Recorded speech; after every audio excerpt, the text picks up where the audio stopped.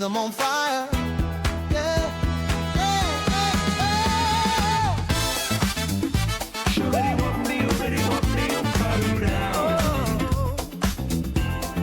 rhythm on fire.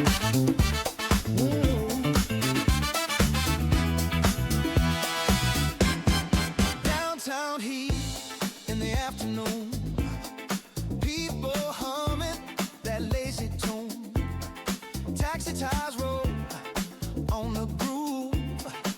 Every heartbeat starts to move. Radio crackles, windows shake. Soul in the air, no one can fake. Got no plan, got no wire, just rhythm running wild on fire. Oh, rhythm on fire, light me up. Can't stop moving, never enough. Turn that beat a little higher. We got love, we got desire. Oh, rhythm on fire tonight. Hearts colliding, neon light. We don't talk, we just conspire. Feeling good, rhythm on fire. My ultimate move, Power of 80 Dragon Splash. It might take a few minutes to find the dragon. Old man clapping with his wrinkled hand. Lady singing by the corner store. Voice so sweet. It's ALIVE. Becomes a spark, burns the dark, ignites the park. Ain't no rule, ain't no choir, just pure groove. Fire, light me up. City's heart Choo won't choo give new it up. NEWWWWW Every season. step worth more than gold. Oh, rhythm on fire tonight. Spin me around in silver light. Keep it real, keep it higher. We're alive. Rhythm on fire. Rhythm on fire. Hand dreads echo down the street. Bass kicks under every beat. Voices blend in harmony like one big soul in unity. The horns cry loud, the night's alive. Everybody starts to dive. Ain't no stop, no need for quiet. We just burn. Rhythm on fire, fire, take me home. Every groove's a stepping stone. Hearts ignite and bodies sway. We'll keep dancing anyway. Oh, love and music intertwine. Let the world spin, don't retire. We'll live forever. Rhythm on fire. Series, Jason. Rhythm on fire.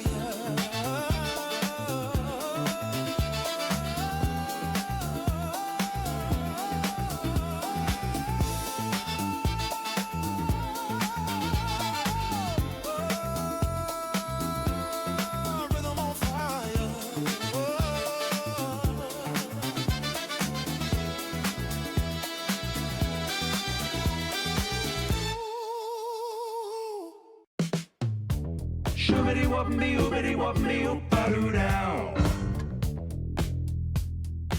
Ah, the start of a new season.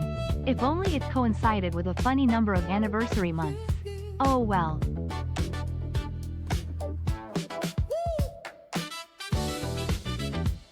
Yeah.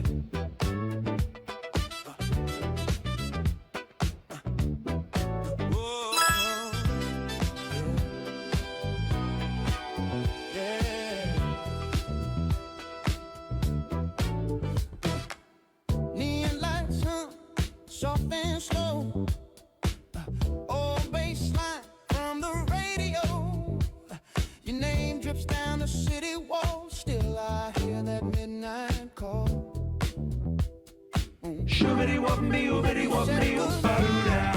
Sunday rain, but the groove keeps calling your name. Every breath still keeps that tone. Your rhythm moves in my bones. Yeah. I try to turn the volume down, but your voice still spins around. Every silence feels the same. Every beat still says your name. Yeah. Keep that radio on. Don't fade.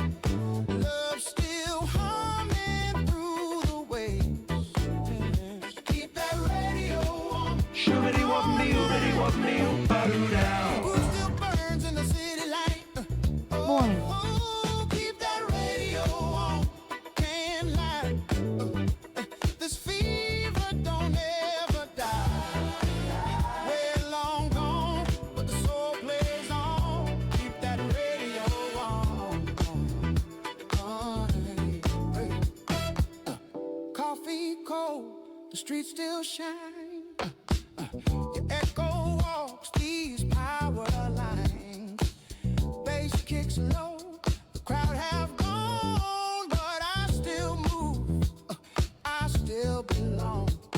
A scratchy record, static pain, every note just says your name. The DJ spins what we became, a love that grooves but can't explain. Trust fall back, bass stays deep, corn cries soft, city weeps. I dance alone where the rhythm bleeds, every pulse knows what it needs. One more time, rewind that track, bring that heartbeat, bring you back. Can't let go, can't move on, cause the night keeps singing our song.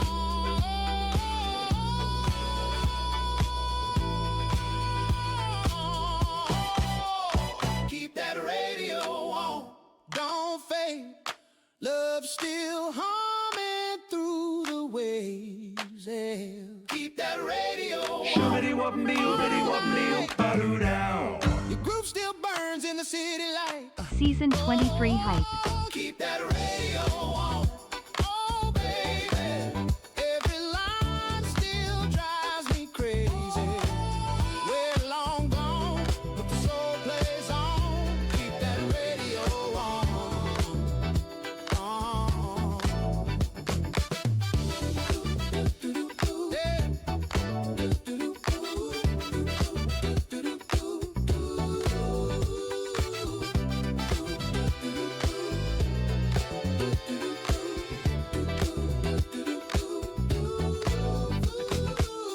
City sighs, but I still grew.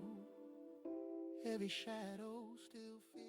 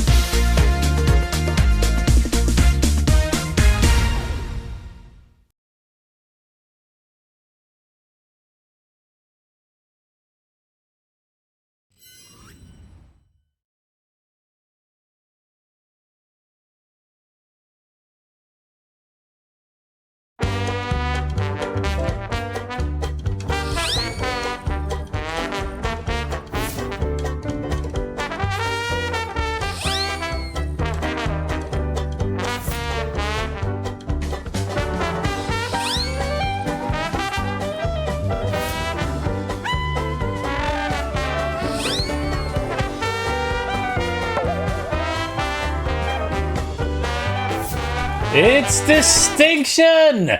Good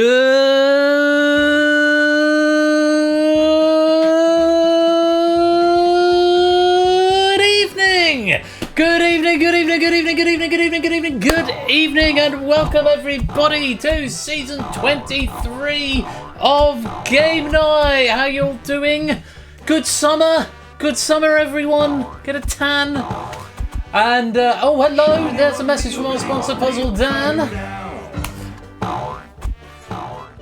Good evening to one and all. Went to Scarborough Monday to Friday this week. Would recommend to people if you haven't been. Scarborough, very nice. I had a friend from school went to a university in Scarborough. We all used to sing, "Are you going to Scarborough Fair?" to him, which we thought was hilarious personally, but how is everyone? Yeah, sorry about the slight delay at the front end. It wouldn't be a new season without some tech issues as I try and remember how to do this. It's been a while. It's been a little while, hasn't it? When was I last here? July 18th? Been off over a month. I have to remember how to do it. And Wavelink has just decided to, not work anymore. It's not recognising any of my mic inputs. So I'm going down. I was like, yes, microphone. And it says, oh yeah, I can see the microphone. Good, let's select that one. And it's like, no. Okay. So if the audio balance doesn't seem quite right, that's because Mike is being directly captured by OBS tonight. Normally it pipes through the wavelength system, but I think it's fine. I'm sure you'll tell me if it's not. Oh, I've got so much to tell you, so much to catch you up on, and we've got so much quiz to do as well. But let me start by saying hello to everyone. Good evening to Natta, Alexander, SJ, Stilgar, Ape, Shapes, Green Day, Portister, Shadowmane, Dalton, Vertigo, Fetz, Alia, thank you very much for that follow. Fetz, Clement, good evening, JR, Lexi, Tafka Gabs, can you DM me in Discord? Hope you're keeping well. Welcome to the stream. Send me a DM. It's nothing to worry about, but just send me a DM if you have Discord. Just so I need to know who you are for Discord Qforge reasons. It's all good. Hope you're well. Welcome Digital David, Puzzle Dan, Samster, Conradlac, Lupine, Toot, Fluffy Bunny, Flyboy, good evening, Jerry and Lewis, Matt and Jack, Silent Marine and Sophie, John, Not a Cat, Invasion Book, Mikey, AB, me, Jogging, Cola, and everyone else who is lurking, loitering, and lingering in the chat. Hope you are all doing well. Thank you so much for joining me after 5 weeks, I think. 5 weeks have been off since the last season 22 finale. How have you all been getting on? What have you been up to? Well, let me tell you all about my summer holiday. It doesn't feel like my feet have touched the ground. I've needed a break because I've had so much going on. It's been a little bit crazy, to be honest. So first thing, weekend after I wrapped up, I went up to my parents for a sort of long weekend, sort of Friday to Monday. I took a couple of days off work on the Monday, Tuesday. Drove back down on the Tuesday, bringing my mum with me. Mum then stayed with us here at the flat for like a week, and then we had a big concert on the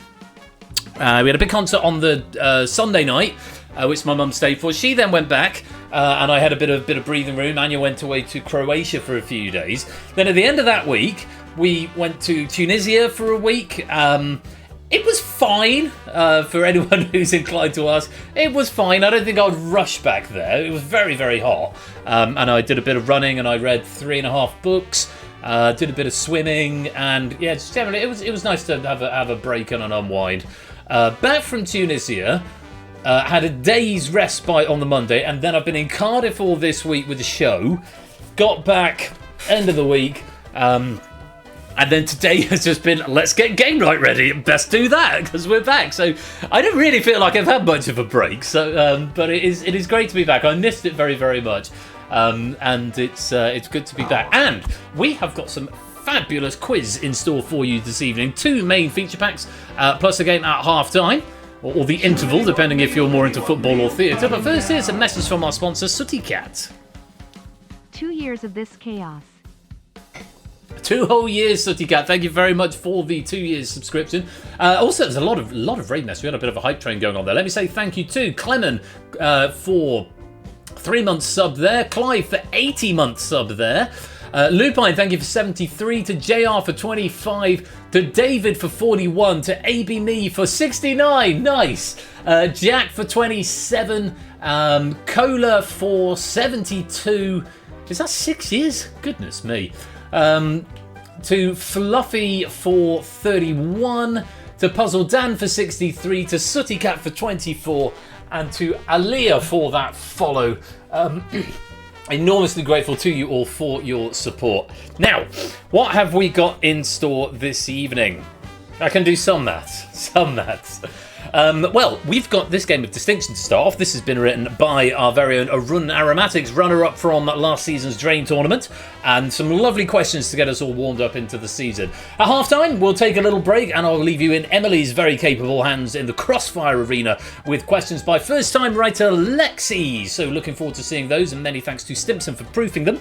And we will conclude with Front Page, a pack of trivia all about recent news stories written by me. Once again, grateful to Stimpson for proofing it, and that's going to be our premiere. Lots to look forward to.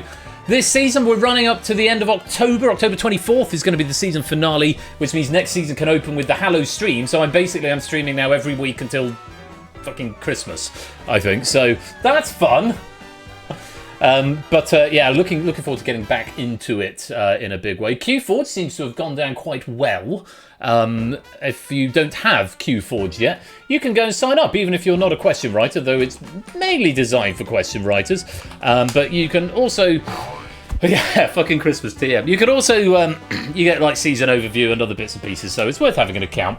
If you have signed up for an account recently, could you make yourself known to me? And I haven't authorised you. Could you make yourself known to me? Because I've got someone pending, and I don't know who they are. I don't recognise their display name. So if that's you, and you would like to be verified for a Q4 account, please do let me know. I'm being pinged. Oh, there might have been some bugs with that. JR, which I fixed earlier on, but yeah, now Lewis is doing it. But it's all good. I mean, you could wrestle it off him if you like. I haven't written it yet because it's not till the end of the season. But anyway, so that's sort of you caught up on me. Went for a park run this morning, and I've been a bit ill actually. I got ill at sort of the end of last week. Hasn't fully gone away, so I thought it'll just be a bit casual. I haven't run for about 10 days. 22:47. Yeah, that's like 2 seconds off my PB, which I only got like 3 weeks ago, 3-4 weeks ago. So, yes, that's quite good. 5k, 22:47. It's quite good. I was happy. Considering I thought, that should have been a 22:40. There was 7 seconds easier. I could have made up somewhere, but yeah, speed. Right. I've chatted too long. Hopefully everything's just going to work now. He says with confidence. Operators up and running. Don't forget you can suggest a raid message tonight. You can give up to 3. I'll pick my favourite later on, and that will be the episode title, and you get 250 pennies at the front end of the season. See a couple of lotteries that I need to do in a minute. Don't forget you can catch up with Game Night On Demand if you go to PersephoneShare.com/on-demand, and you can catch up with all the past episodes of Game Night going right back to season 1, and this episode will be live up there. It'll be live up there in about 12 hours after we finish, so if you need to go catch up. If you're not in the Discord, do come and join us. Check out your Penny Bank online. Everything you need to play the game tonight is the Universal Controller. PersephoneShare.com/Unicon. And as always, something's never changed. Please don't Google the answers. If you're caught, you'll be thrown out where there will be weeping and gnashing of teeth. So yeah, don't, please, and thank you. Good, I think that's enough chat for now. Everyone happy? Everyone warm? It's not as warm as it has been, but it's still a little bit warm. It's always warm in my office. I think we should get on with this game. Starting off the season 23. It's the first game. It's Distinction. It's buy a run. Let's play. Okie dokie, we've got an off by 1 classic here. 3 boards of 9 answers on each. The objective here is to fill in the board. Give me all the answers on the board. There are only exactly 9 answers on each board. Ah, is that you, Aliyah? Excellent. Chat to me after the stream and we'll sort that out. If that... Oh, no, that's a new one that's just come in. Yes, I'll sort you out in a tick. So yeah, 9 answers on each board, and you can give me up to 3, and you get 20 points for each one if you're the first to say it. If you're just late or it's already appeared, then you'll either get consolation points or no points at all if you're too slow, if you're not the first to say it. Yeah, that's about all there is. The answers can come from anywhere. 1 from each, 3 from one, and none from anywhere else, or 2 from one and 1 from another. It's entirely up to you, but be fast and furious. Only the fastest players, the first to get the answer, will get points. Here's a message from our sponsor, Sooty Cat. To the Googlers, dishonor on you and dishonor on your cow. Dishonor on your cow, indeed. Thank you for that from Sooty Cat. Everyone happy with the rules? It's fast, it's furious. You've got 60 seconds to tell me the following. US state capitals whose names contain more than 1 word, Charles Dickens novels with a character name in the title, and Egyptian deities that make up the great Aeneid of Heliopolis. For the Charles Dickens novels, it is the full novel name that is required, not just the character name. Unfinished novels are also counted. There's 1 bonus on each board, as you are discovering. Jefferson City and the Mystery of Edwin Drew getting some bonuses there. That clears up Charles Dickens. You've still got over 30 seconds, and there's 5 Egyptian deities, 4 Egyptian deities now, and 2 US state capitals over on the left still to find. US state capitals containing more than 1 word, and Egyptian deities. Just 1 more state capital to find now. And we've still got 3 deities that we're struggling for. The answers are slowing down slightly. You've got 15 seconds to try and get me an answer. Could be worth some big points. Here comes another answer over on the right-hand side. Is it a bonus? It's not, but it's a correct answer. Last 5 seconds if you're fast. 4, 3, 2, 1. And that Oh, and jogging, taking that last bonus just before the time ran out. Very well done. You've done jolly well there. 26 out of 27 answers discovered.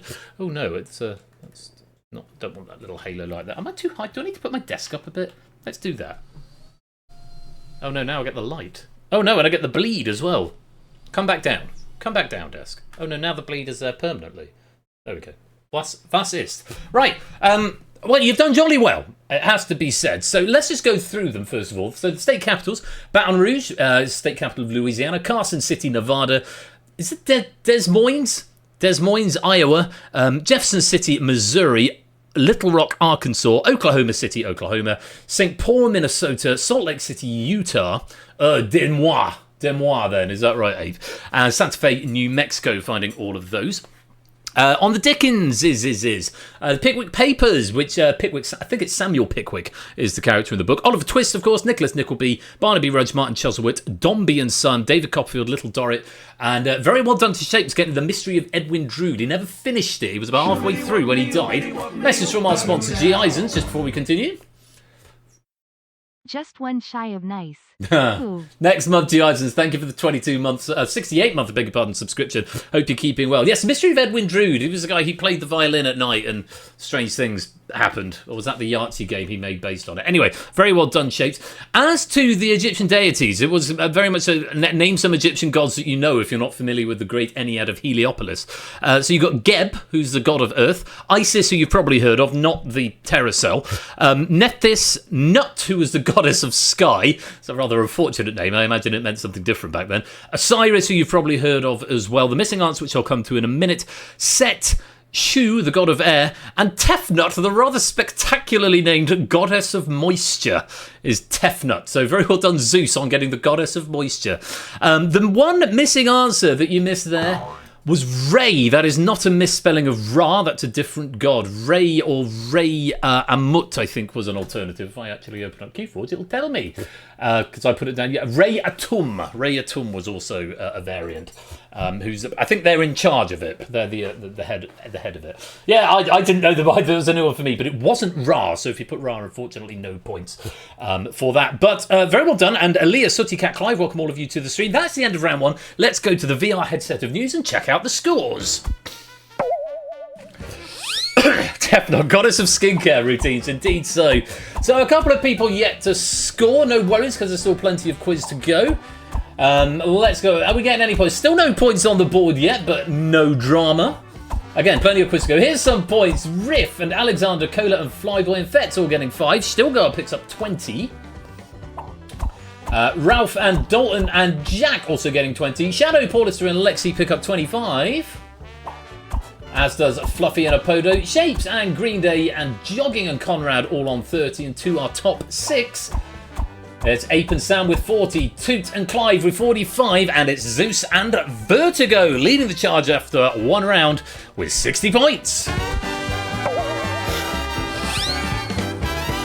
Well, a nice solid start, nice and fast and furious in that opening round there, and very well done if you did get some points. If you didn't, don't worry, there's still plenty of opportunities to get points in this quiz.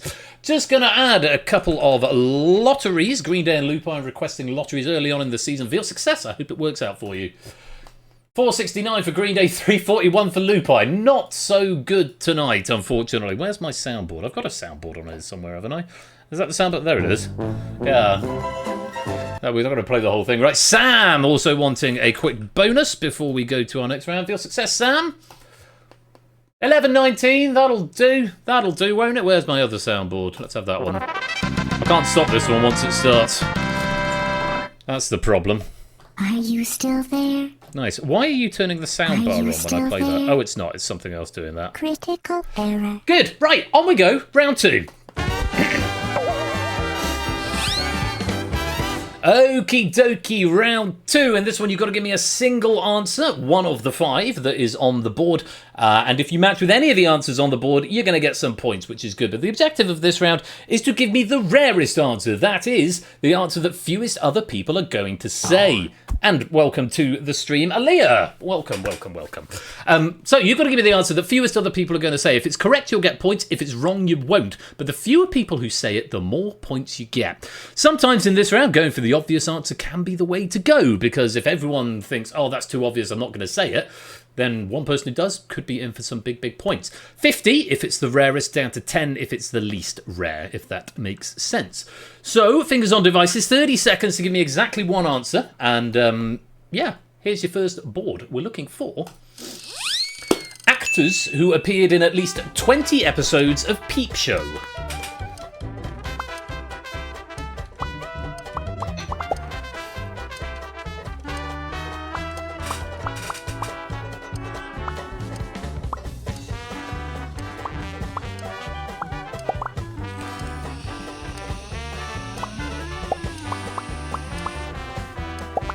Okay, last 5 seconds.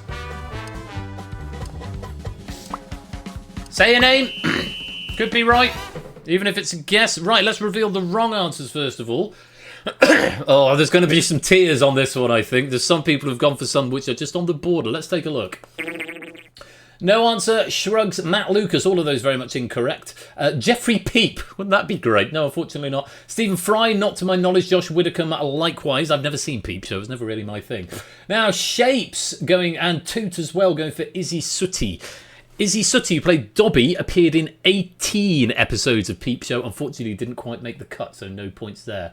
Clarkson, no answer. Susan Coleman, no. You're thinking of Susan Calman, possibly, or possibly someone else with the surname Coleman. But unfortunately, Susan Coleman isn't going to fly, Puzzle Dan. Carr, no. Rowan Atkinson, no. Now, we've got two, Joseph Patterson and Patterson Joseph from Sammy Chalisus and Opsy. Patterson Joseph played Johnson in Peep Show, but only appeared in 17 episodes. So again, not going to fly either way round of the names. All other actors who appeared in Peep Show, other than the 5 on the board, appeared in 10 or fewer. So all of those are wrong answers, and I'm afraid there are no points there. Now, did you cover all the answers? You did not quite. There was one answer going begging. That's becoming a bit of a trend so far tonight. One answer missing in the first round, one answer missing in this round. Let's go through them, and let's take a look in reverse order. First of all, 7 players getting 20 points each for David Mitchell, Clement Paulister, JR, Season 23 Agomol, Fluffy Bunny, Ralph, and Matt. David Mitchell, who played Mark Corrigan, appeared in all 54 episodes. Next, 6 players getting 30 points for Olivia Colman, AB Me, Apodo, Clive, Sophie, Zeus, and David. Yes, plays Sophie Chapman, appeared in 33 episodes.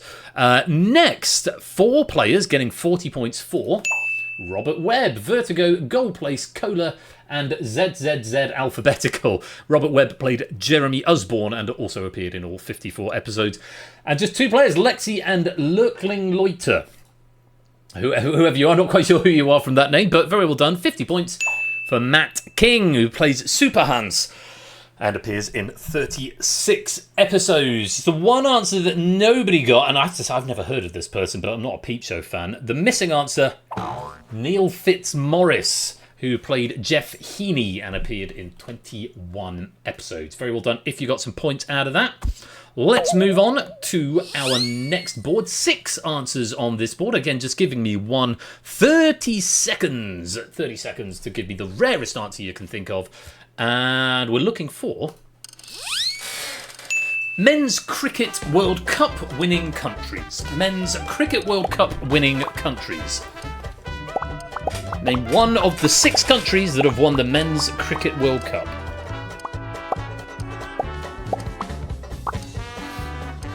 Yes, Little Britain was Matt Lucas and Williams' show. May have been getting a bit mixed up there. Right, 5 seconds for the last few who haven't given me an answer yet. If in doubt, name a country. Just Riff missing out on giving an answer there. And Jenny Piercy, welcome to the stream. Let's take a look at the wrong answers. Only a couple in here. 2 going for New Zealand, 1 no answer, and 1 going for Bangladesh. Unfortunately, they have never won the Cricket World Cup. So all the other answers are correct, and you've got some points. Let's calculate and see if you covered all 6 answers. You did this time. All answers have been accounted for. So let's go through them. Oh, excuse me. In reverse order, starting with the 11 players getting 10 points for India. Paulista, Rapodo, Fetch, Jerry, Stilgar, Kohler, Shadame, Sophie, Ralph, New Season is Go, and Alphabetical. Yes, they won in 1983 and 2011. Very well done for 10 points. Next, 8 players getting 20 points. For Pakistan, Clement, Season 23 a Go, Clive, Gold Place, Fluffy, and Flyboy, Silent Marine, and Aliyah all getting points for Pakistan. They won it in 1992. Very well done. Next, 5 players getting... In fact, there's a tie here. No, there isn't. Shut up, Ben. There's a tie in a minute. 5 players getting 30 points for the West Indies. Vertigo, Dalton, Green Day, Sam, and Opsy. 30 points. The West Indies won in 1975 and 1979. Then we've got a tie. 3 players each getting 50 points for England, AB, me, Zeus, and David. England won in 2019. And 3 players getting 50 points for Sri Lanka, Shaped, Toot, and Matt. They won in 1996. And just 2 players getting the big 60 points, which is unusual because they are the country that have won it the most. Lexi and Comrade going for Australia, who won in 1987, 99, 2003, 2007, 2015, and most recently in 2023. Very well done to you two for 60 points. Curiously enough, we didn't include the 2020 World Cup winners, but by a happy coincidence, the Venn diagram of winners is a circle. So exactly the same 6 teams have won the 2020 World Cup as have won the regular Cricket World Cup. So happy days, happy days. Well done if you got some points out of that. Let's go to our final puzzle, our final board.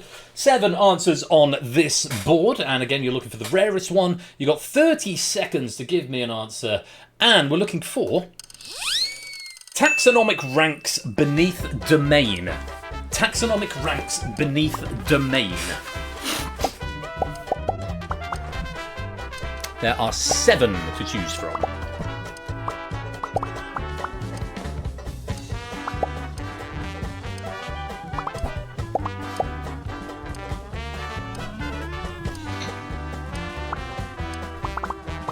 Hey, last couple of seconds.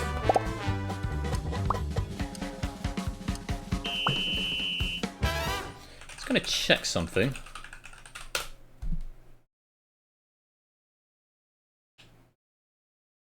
Hang on. So I've seen an answer coming in. Yeah, I'll accept that.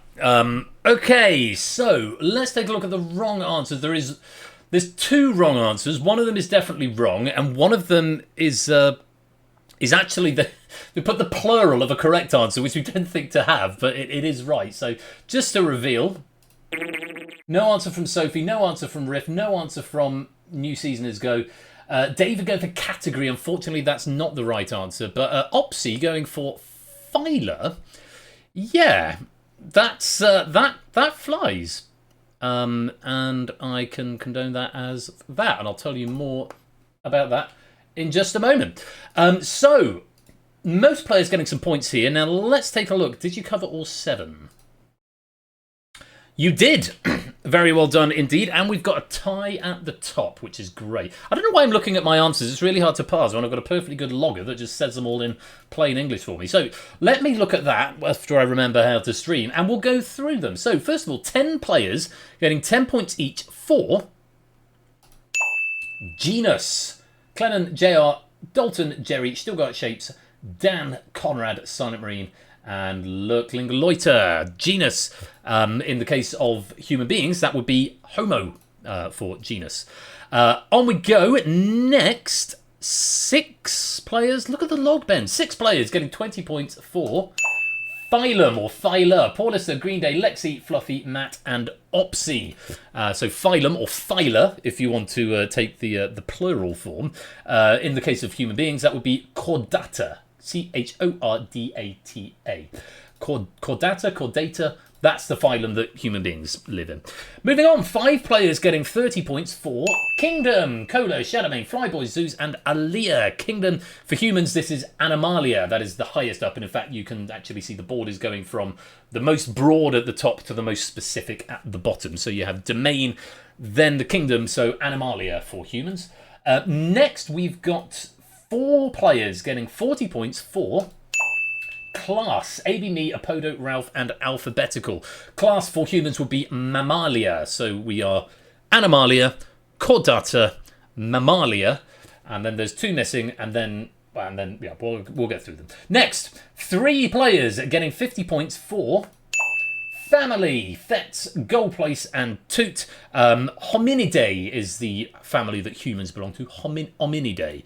Well done for 50 points. And we've got a tie at the top for the 2 missing answers. 2 players each going for Species, Clive and Sam.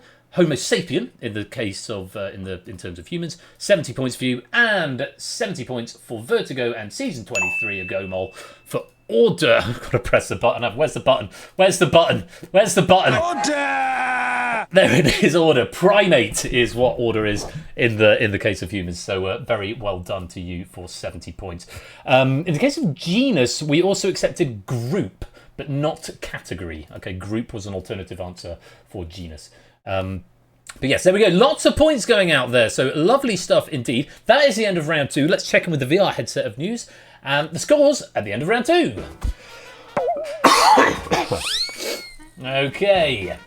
How are we doing? Riff has got 5. Dan's got 10. Alexander has got 15. Jerry's got 20. Silent Moon and JR are on 30. Stilgar and Sophie on 40. Opsy and Clement and Aaliyah are on 50. Flyboy has 55. Dalton's got 60. Charamaine and Fet's on 65. Paulus is 75. Green Day and Jack are on 80. David's also on 80. Fluffy and Cola are on 85. Shapes for Alpha Matt are on 90. Conrad's got 100. Apodo's on 105. Natter's on 110. AB Me 120. Apes on 130. Sam's on 140. Along with Gold Place, aka Jogging. Toots in 5th with 145. Lexi's in 4th with 155. And the top 3 at the moment is Clive with 165. Zeus with 170. But now with a clear lead of 200 points. Leading at the end of round 2, it's Vertigo.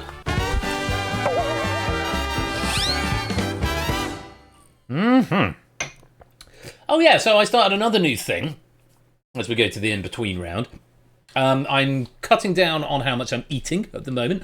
I would like to lose 7 kilos by Christmas, whereupon I will surely put it all back on. But yeah, I want to lose 7 kilos by Christmas, and I'm not drinking at home anymore. Certainly for a bit. I've cut out home drinking because it's my birthday on Wednesday, where I'm going to be something years old. And so but I'm going to go to the pub. I'm going to the pub with some friends. I think I'm going out for lunch on the Wednesday. I've got to book the day off work. But yeah, I'm not drinking at home at the moment. I'm watching what I eat. Not eating after 8 o'clock is another new rule. So yeah, I've decided I'm going to look after my body a little bit more. And well, no, you can still have the wine. It might turn up for special occasions. It's just for a bit. It's just for a bit. Well, you know, because so much of what you drink is just empty calories, though, isn't it? And you know, when you get to my age, you've got to be a little bit more careful. Anyway, friends, we are going to go to round number 3. So yeah, let's go there now. And classic boards for round 3. There's some really great questions in this, I have to say. As excuse me, as with round 1, you are looking to give me up to 3, and they can come from anywhere. 1 from each, 3 from one, or 2 from one and 1 from another. It's entirely up to you how you go, but only the fastest and the first player to give me each answer will be condoned for it. Give me it within 5 seconds, you might get some pity points, but once the answer is displayed on broadcast, it is not worth any more points. Unlike in round 1, these are not exhaustive boards, so there might be more correct answers than there are slots on the board, but you've slightly got to get into Arun's head and think where he was going with this. As a result, there are 40 points available for each correct answer, with a maximum of 120 if you get 3. Plus, there is 1 bonus on each board, which is worth 60 points, so potentially 180 points up for grabs in this round. So anybody can technically still make it into the final. Let's see, and Bass, welcome to the stream. Let's see how you get on with this. Board number 3, we are looking for, round number 3, we are looking for single word terms used in poker, famous Martins, and energy drink brands. And there's a bonus, first bonus being found for Flop there, and for Relentless on the right. You might notice a certain amount of alphabeticness. Maybe that'll help you along the way. All 3 bonuses now uncovered, going to Dalton, Jack, and possibly Green Day over on the left. Let me have a look. Who said Flop? It was Green Day who said Flop. Very well done there. So, one more poker term to find. You found all the energy drink brands, which I have to say was the one I was really going to struggle with. Can you finish out the poker terms? And you've got 3 more Martins.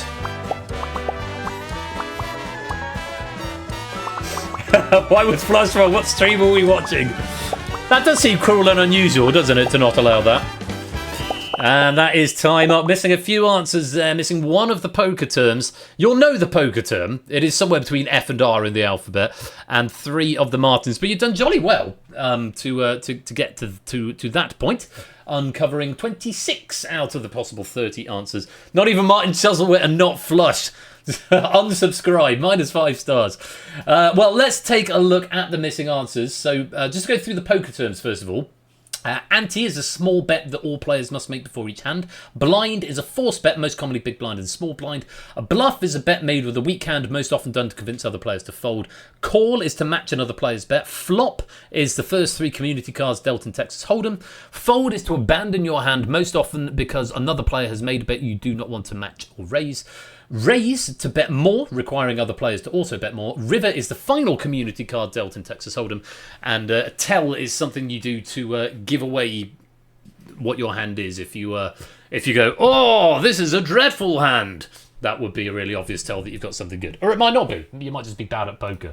The one that you're missing over there, and the 3 Martins you're missing, it begins with a Q. If I say that, I think everyone's going to get that immediately. It was Quads, which is a nickname for 4 of a kind.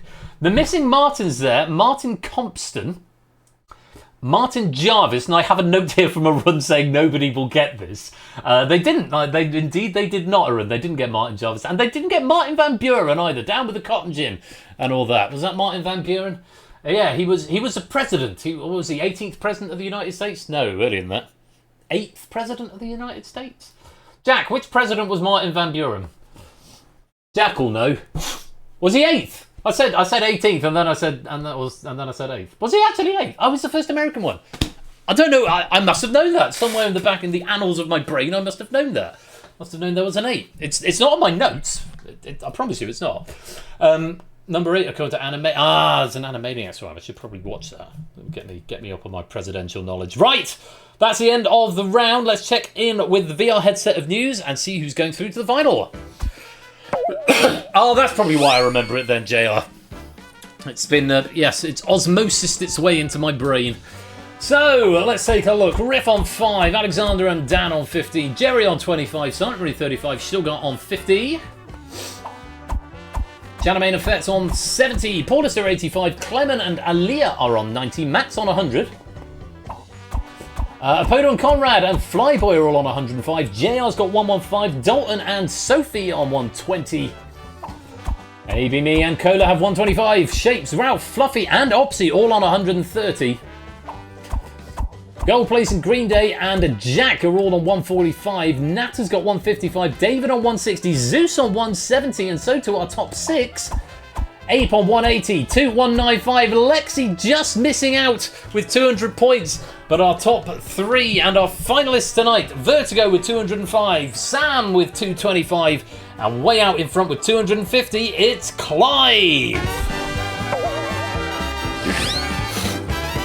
So, those are our 3 finalists, Vertigo, Clive and Sam. You're going to be onto the hot seat podia in just a moment, but everybody else Bass, welcome to the stream. Everybody else, you've still got a very important game to play, and of course there is also the lobby medal, which is still available for all of you. So please don't just tune out at this point, because you've still got a very important job to do. But for now, let's go to the distinction final.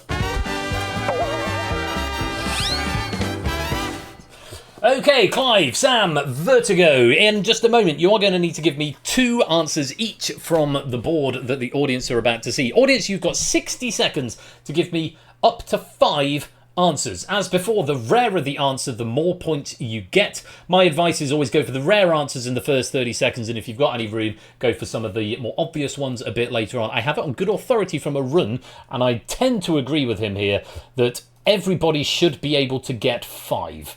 Is what the everyone in the crowd should be able to get 5, and I've said we can but hope, but I tend to agree. So we'll see. And do you go for the obvious ones? Do you go for the rare ones? In just a moment, Clive, Sam, and Vertigo are going to give me 2 each, and they're going to lose points to every person who said that answer in the audience game. But for now, they're just going to have a little think about what they might want to say later on. You have got 2, 3, 4, 5, 6, 12, 18. 24, 5, 6, 27 answers available in TVP. Welcome to the game. There you are. 27 answers to choose from.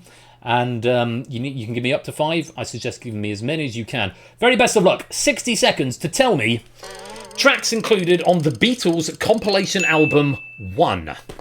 1, 2, 3, go. Should be able to get 5, but won't, says Jack. Well, let's see.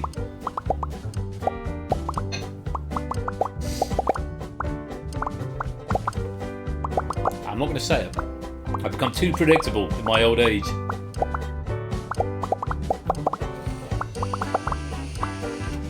Okay, 35 seconds. Keep pressing and guessing.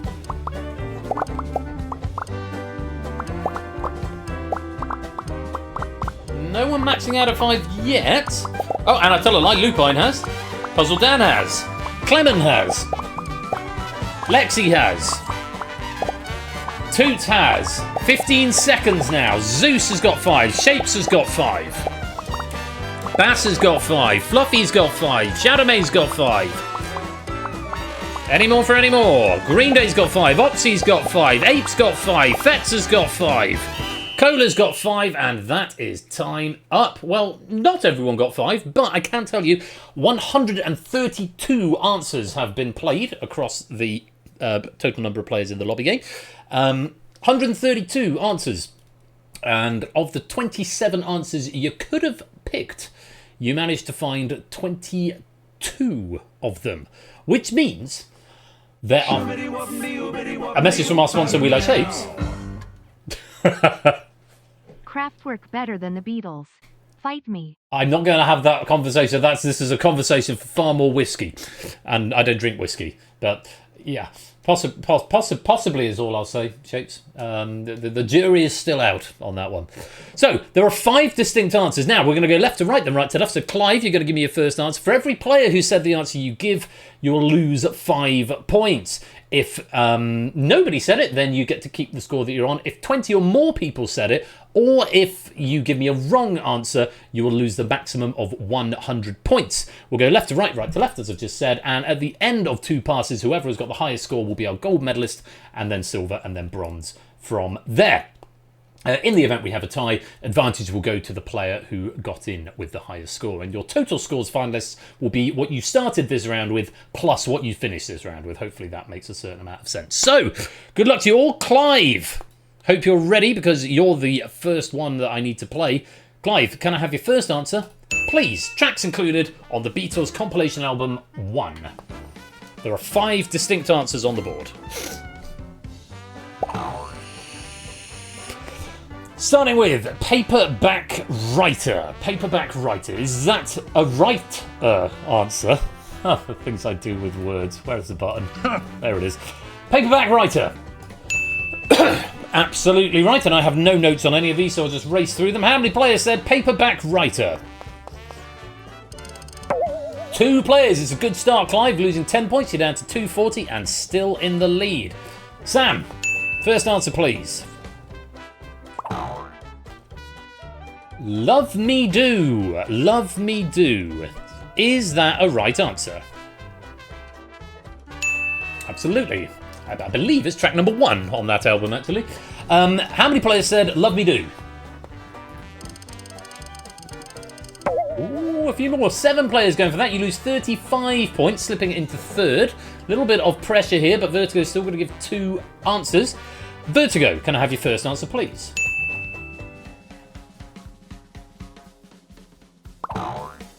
The long and winding road that leads to your door can never disappear. It's definitely a Beatles song. Is it on the Beatles compilation album 1?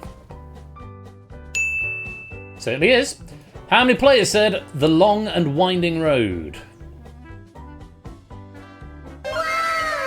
It's our first distinct answer of the night. Very well done, Vertigo. You keep your 205 and you stay in 2nd place. It is the the Long and Winding Road is, I believe, the last track on the album. So, Vertigo, mounting the pressure on. You found 1 distinct answer. There's still 4 up there. Can you find another one? 2nd answer, please.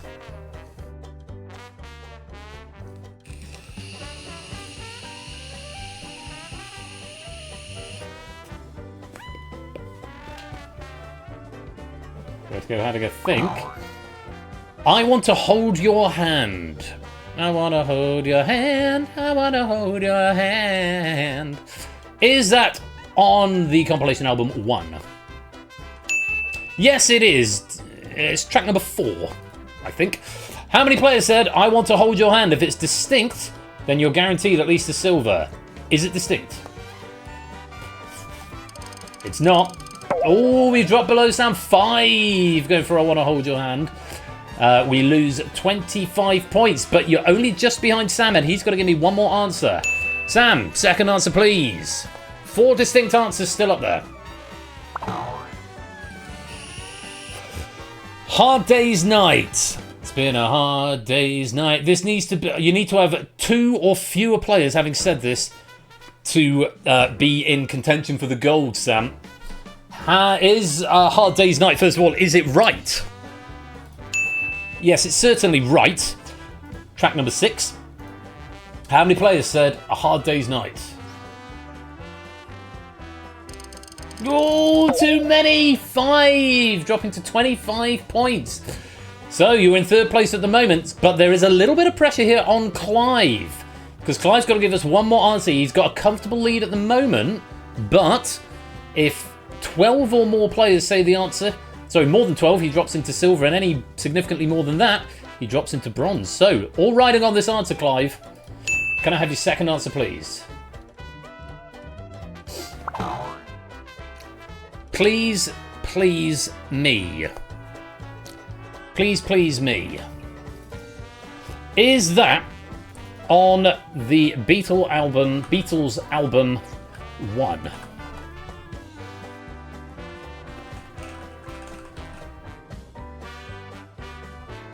Ah. Right. Oh, hang on. No, I'm looking at the wrong one. The tension is unbearable because it's not there, Clive. It's not one of them. It's not there. I have to go with what's on it. I let the tension ride because I wasn't sure. And then I brought up my citation. I thought, shit, have I just missed it? But no, it was on Please Please Me was on the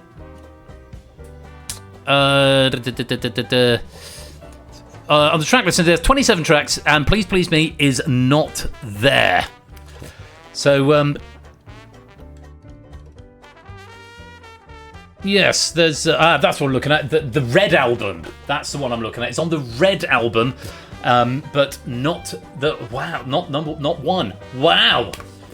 Well, that is very exciting. Sorry to raise the tension so much, but after double pass, I don't know if this has happened in Distinction before. The order you've come in has completely reversed, and it means our bronze medal goes to Clive with 140, our silver goes to Sam with 165, but our gold medalist and winner of the first game of season 23 tonight, it's Vertigo! Indeed, number 2 peak.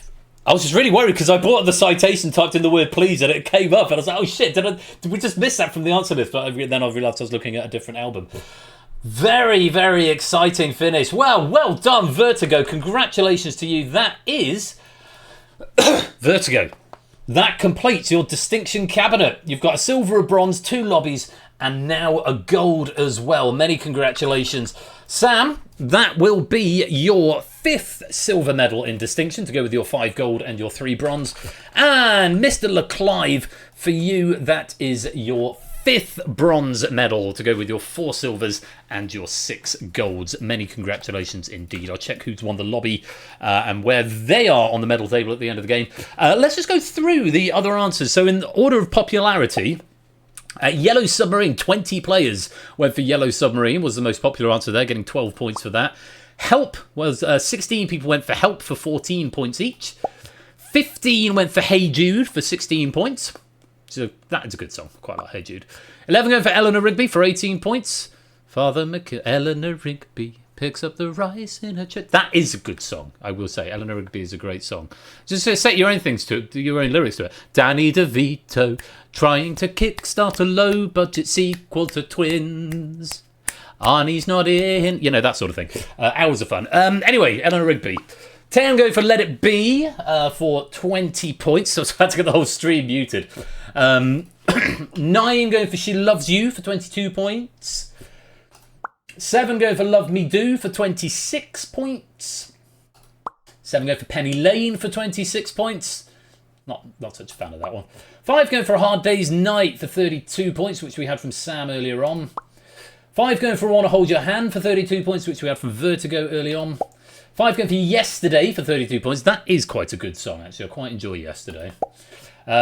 Just 3 going for All You Need Is Love for 36 points. All You Need Is Love. I would have thought there'd have been a lot more going for that, but well done, 36 points. 36 points for the 3 saying Ticket to Ride. 2 getting 50 points for Come Together. Great answer there. 8 Days a Week, which again we had earlier on from... no, we didn't. I thought we did. 8 Days a Week, 50 points. 2 for 2 players going for that. 2 going for From Me to You for 50 points. Ralph and Toot, well done there. 2 going for Get Back for 50 points. Fluffy and Cola, good answer from you. 2 going for Hello Goodbye for 50 points from Green Day and Lexi, good answer there. 2 going for Lady Madonna for 50 points. Toots and Shapes, good answer. And 2 going for Paperback Writer, that's what we had earlier. Cola and Toot, Clive going for that one earlier on. Day Tripper, 54 points. Well done, Lexi. 54 points for Day Tripper. Green Day, We Can Work It Out, 54 points. Good answer there. And the distinct answers, Can't Buy Me Love. Nobody going for Can't Buy Me Love. I Feel Fine. Nobody going for I Feel Fine. Something. Nobody going for that. The Ballad of John and Yoko. It is styled with an ampersand. I did check. But we accepted it with the ampersand or the word and. But no one said it anyway. No points for that. And, of course, The Long and Winding Road, which we had from Vertigo. Great answers there. Let's go to the VR headset one final time and check out who our top scorers are this game. So, we're finishing on 5. Marcini on 26. Silent Marine 63, Jerry 89, Alexander 97, still got 118. 118, got your number. Bass go for 126, Dan for 127. Dolman 132, Apodo 137, JR 143, Aliyah 148, Paulus 149, Shadowmain 162. Fetch 170, Sophie 172, Jack with 177, Clement 178, Flyboy 179, David 188. AB Me with 189, Matt with 190, Conrad 211, Natter 249, Jogging 251, Opsy 252, Ralph with 270, Ape with 284, Cola 289, Shapes 296, Zeus and Fluffy 298. Getting into the 300s then, Green Day 327, Lexi 380, it's Toot who takes the lobby medal with 383. And interesting readout of the board there. It's going backwards because, of course, points don't necessarily equate to medals in this game. Vertigo with the third or joint second highest score with 385, but getting the gold medal for winning the final. Clive and Sam neck and neck, 390 points apiece, topping the table. Silver for Sam, bronze for Clive. What larks. Sam beats Clive. on it. I don't know what the ordering is. It's probably alphabetized and then it reverses it because it comes in from the back. So it's probably, but yeah, it's the same score. But those are the medals. That was distinction, and that's the end of the game. 118, 24/7, everyone knows it's directory heaven. It's so magical, Trevor. Everyone else remember E-Bound's World or Weebles and stuff, the early days of the internet. Oh. Yeah, I wonder if the 40-something-year-olds 20 years from now will look back fondly, as I look back fondly on the early days of the internet from my late teenage years. I wonder if people from, 20 years from now, the 40-somethings of the future will look back fondly on the early days of AI. Like, who remembers DALL-E? The original DALL-E. I remember I asked it to draw me a picture of Mr. Blobby on trial for war crimes at the Hague, which was... No, not Salvador. No, the AI painting engine. I remember that when AI... I remember that. I remember the chase was very popular for a while in the server. Yeah, DALL-E, that's it, David. Can you draw me... what's his name? Bradley Walsh as one of the chasers. Yeah, those are the days. Should we move past that? We thought we all had moved past it, and now we've all just sort of accepted onto our AI overlords. So a book I did read actually while I was on holiday was a short story called The Metamorphosis of Prime Intellect, which is one of the most harrowing, disturbing books I've ever read in my life. But it's quite relevant. I'll post a link in the Discord a bit later on. If you've got a strong-ish stomach, it's not a terribly long book. I mean, I read it in about 2 sittings. But yeah, it's available for free online.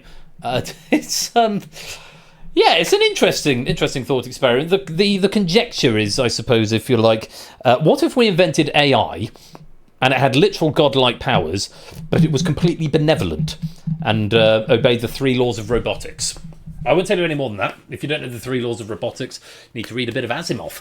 The Metamorphosis of Prime Intellect, it's a somewhat difficult read, but worth your time. Message from our sponsor, Puzzle Dan. Mr. Blobby song is a banger. Hot take, Ben. I'm not sure I agree with that hot take, Puzzle Dan, but I'm grateful for the 100 bits. Anyway, gang, we're going to take a little break at this point. I'm going to go get some more apple ties. I encourage you to go stretch your legs, get some water, pop to the loo if you need to. I'll play some adverts, and then after the adverts, I will leave you in Emily's very capable Machiavellian hands. Speaking of AIs taking over the world, for our first game of Crossfire this season, it is also Lexi Holmes's debut pack. And I believe, Lexi, I might be... Did you win last time we played Crossfire? Did you win in the arena? So you've won the last one and you've got the right to write the questions, I think. So that's not how it... That's not the narrative that we're going here. But you did win the last one, so now you get to sit from the comfort of your chair and see how everyone else gets on with your questions. So many, many thanks to Lexi. She's one of a couple of new writers this season, and if you do fancy writing for anything that you see here at Game Night, do pop into the Discord, grab yourself the question writer role, get yourself an account on QForge, and maybe we'll see your questions later on in this season or possibly next. Can I thank once again Arun Aromatics for an absolutely corking opening pack to season 23. We've got more quiz coming up. Crossfire by Lexi in just a moment, and then Front Page by me towards the end of the evening. I do hope you will stick around as the season 23 premiere continues. Congratulations to all our medalists in distinction. I hope you've had fun, and I will be back very shortly.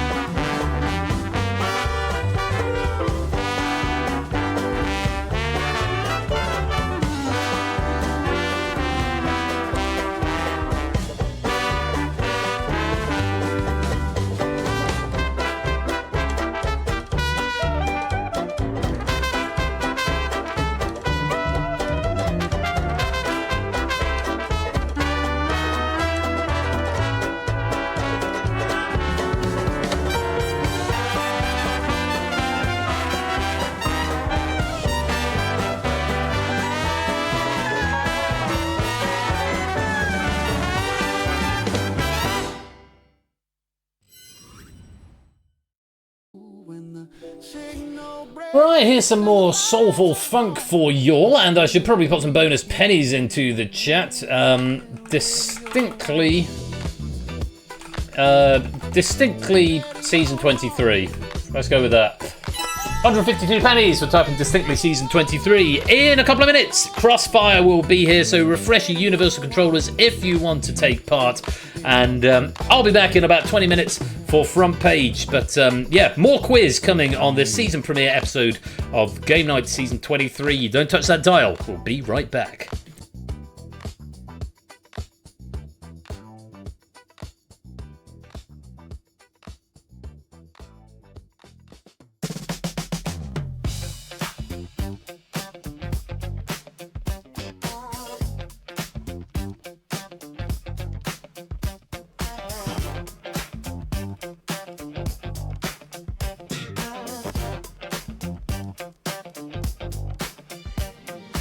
Step in the light, feel that heat.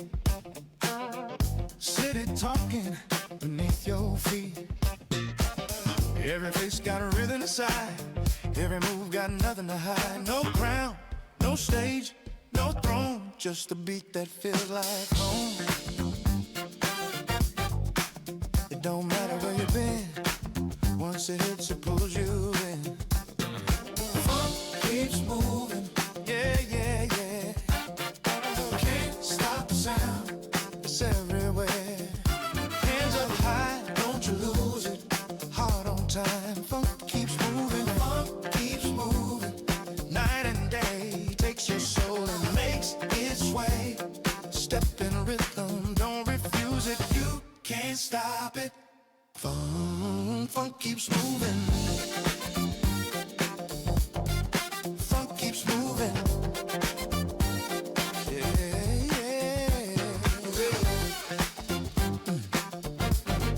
Funk keeps moving. Yeah. Street lamp shine on a lover's smile.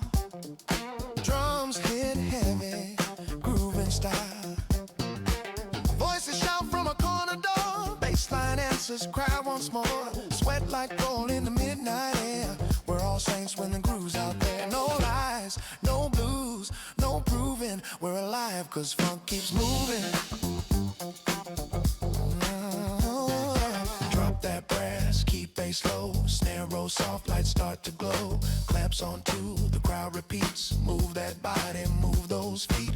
Clapping it, running, riff and flame. Drummer calling everybody's name. Silence hits, one beat pause. Then the funk comes back, applause.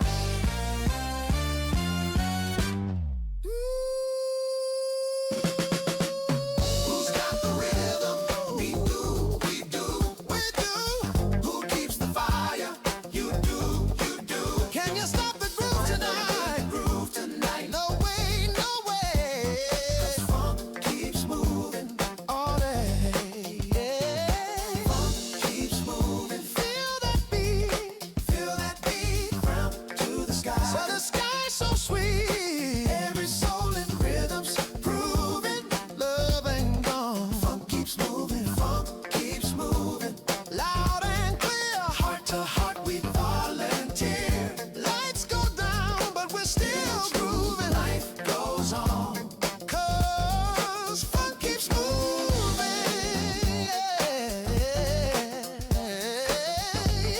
Keep moving. Keep moving. Yeah, yeah, yeah. Keep moving. Keep moving. Oh yeah, yeah. Keep moving. Keep moving. Oh yeah. Bass lights deep. Horns say hey. Every beat's a new beginning. Groove ain't ending. It's still spinning. Funk keeps moving. Night and day. Yeah. Don't stop now. Just let it play. Yeah. Funk keeps moving. Funk keeps moving.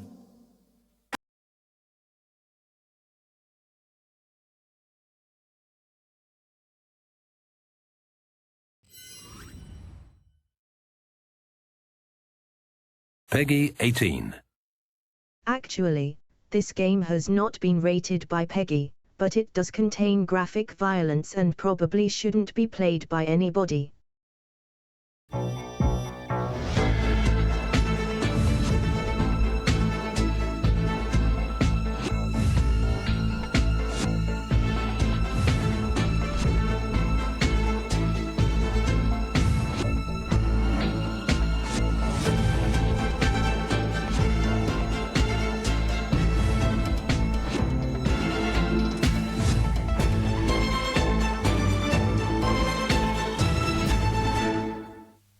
It's been a long time. I always say that at the front end of a season. But I hope you had a lovely, warm, summer break. I would like to invite a few of you to get warm once more. Really warm. Once at least 12 of you have joined the lobby, the process will begin. By its conclusion, one of you will still be alive and slightly cool. However, 11 of you will be warm. In fact, you all have been superheated to 1,000,000 degrees. Won't that be nice for you?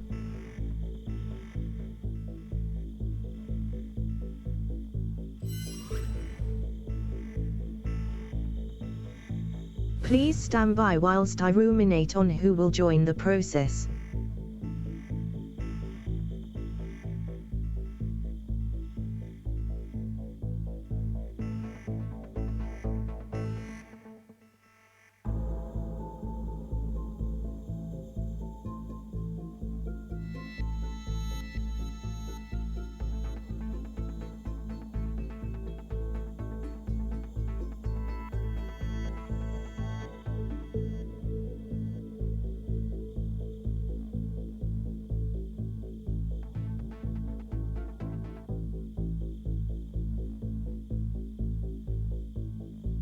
Sophie has joined the process.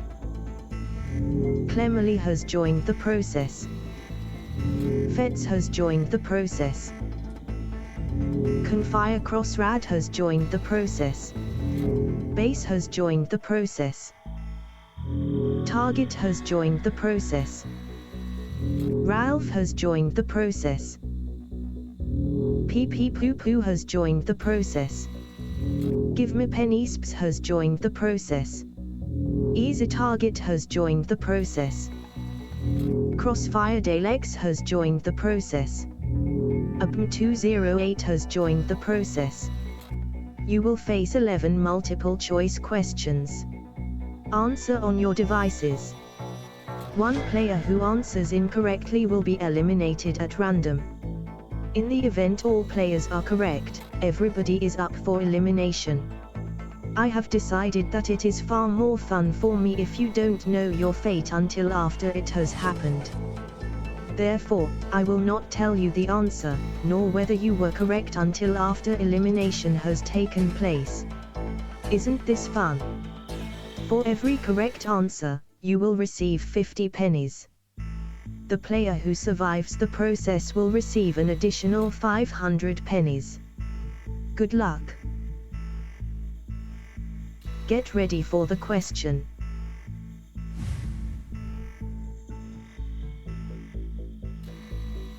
"10 seconds. 5 seconds. Time.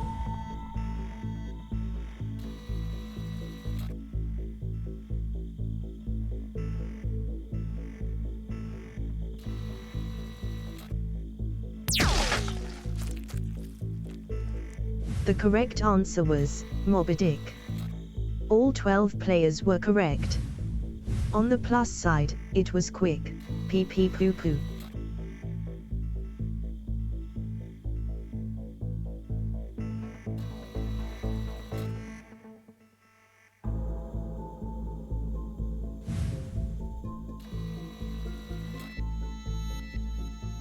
Get ready for the question.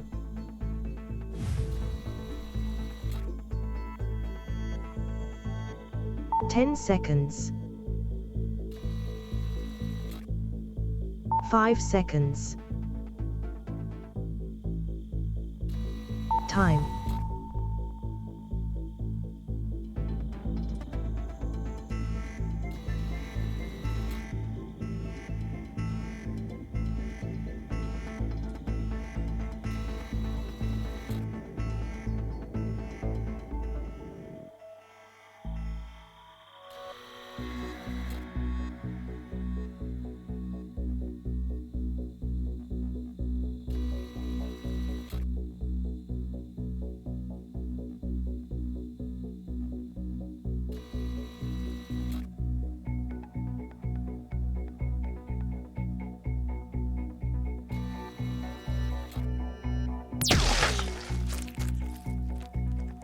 The correct answer was I. 3 out of 11 players were incorrect. The experimental reduction to atoms program was a complete success. Please enjoy the experience, Crossfire Crossrat.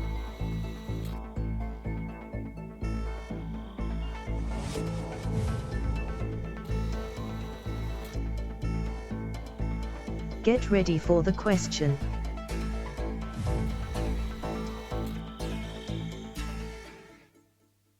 $10. 5 seconds. Time.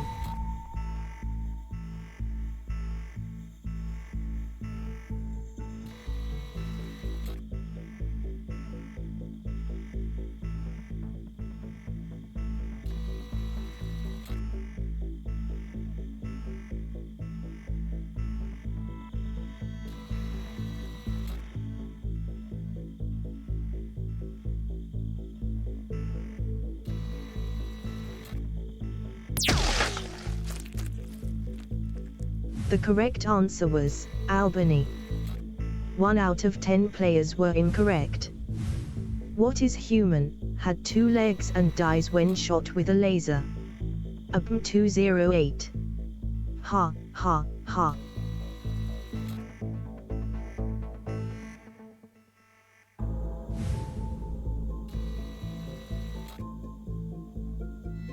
Get ready for the question.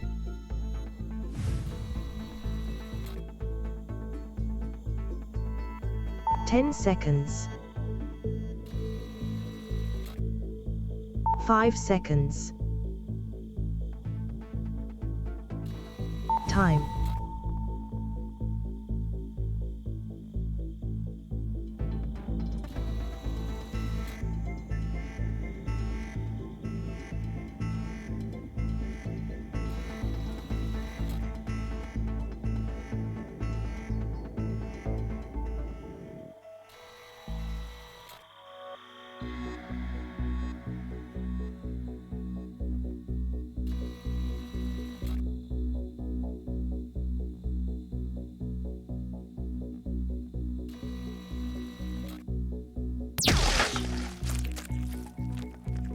The correct answer was Otis Redding.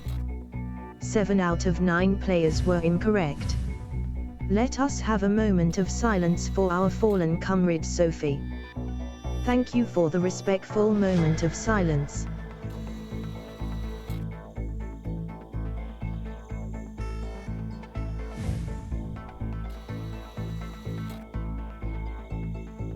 Get ready for the question.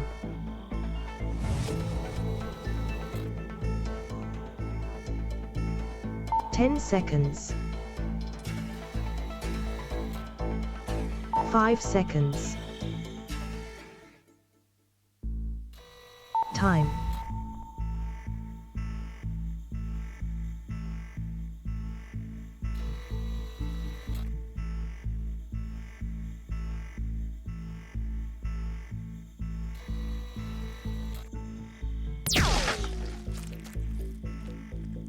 The correct answer was Denmark. All 8 players were incorrect. Give me Penisps had to leave us. They will be missed.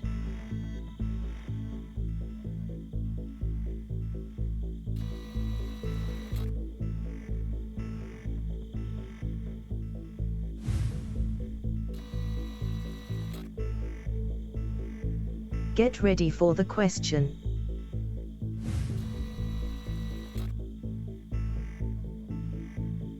$10. 5 seconds. Time.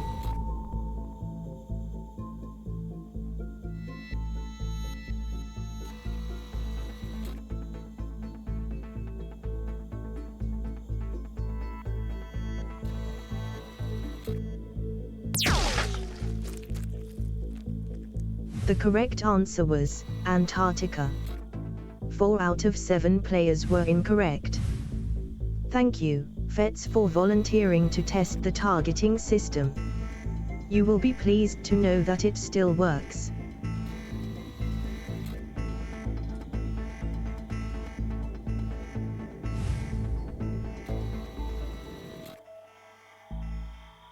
Get ready for the question.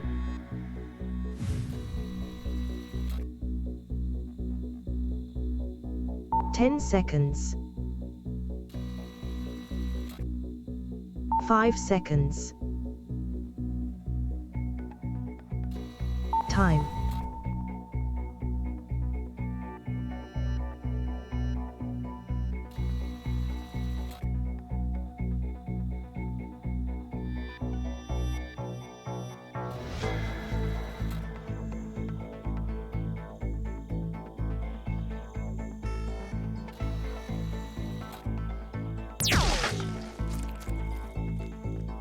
The correct answer was Tourette. 4 out of 6 players were incorrect. So that's what easy target would look like if they were turned inside out. Good to know.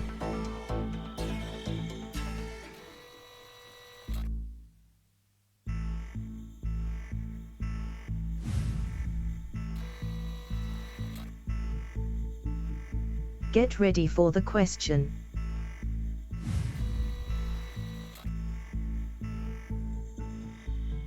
10 seconds.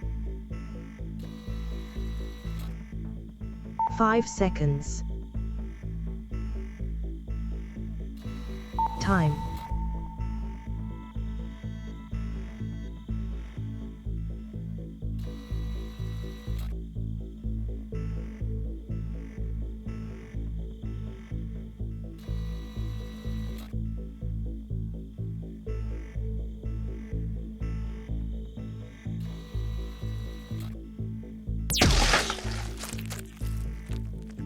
The correct answer was Mid-Autumn Festival. 3 out of 5 players were incorrect. This process can really take it out of you. Crossfire Dalex knows that for sure.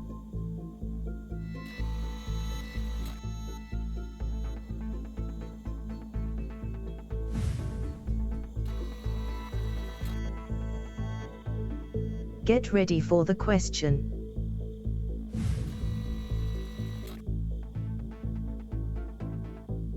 10 seconds. 5 seconds. Time.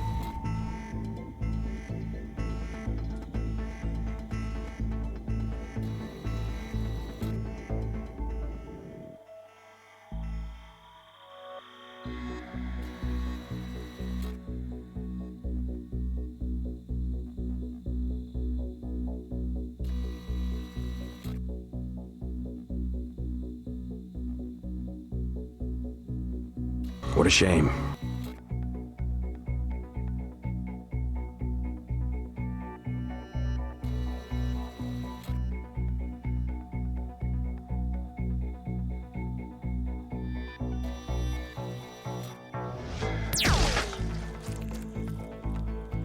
The correct answer was amplitude modulation. All 4 players were correct.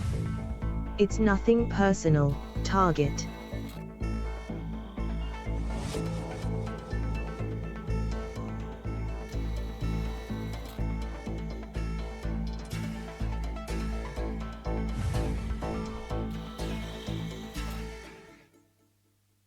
Get ready for the question.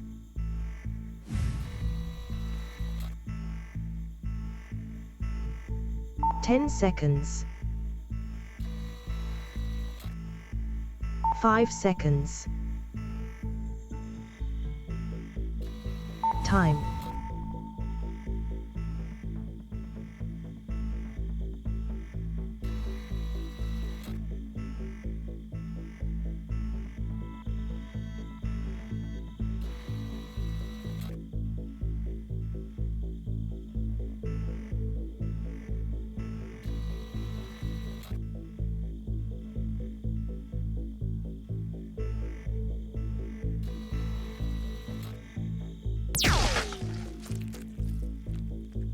The correct answer was, why is a raven like a writing desk? 1 out of 3 players were incorrect. Clemily just lost £150 in 1 second. Congratulations.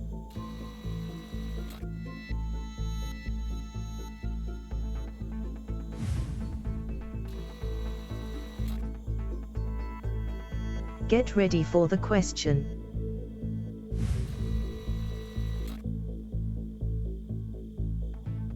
"10 seconds. 5 seconds. Time.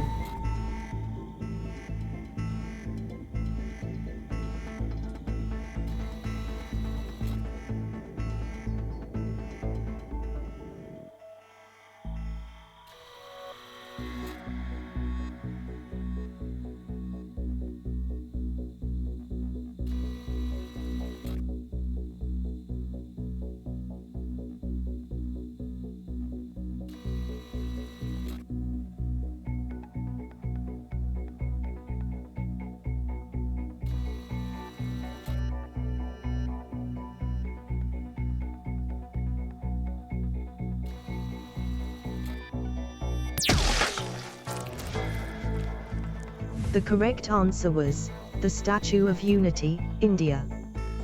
1 out of 2 players were incorrect. It turns out safety mode was disengaged. Apologies for the confusion, Ralph.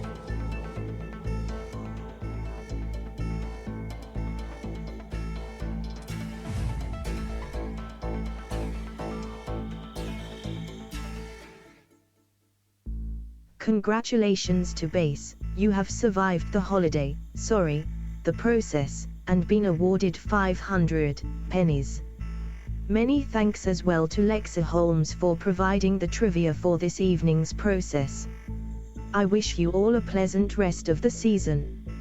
Stay cool and until next time, thank you for playing Crossfire. Goodbye.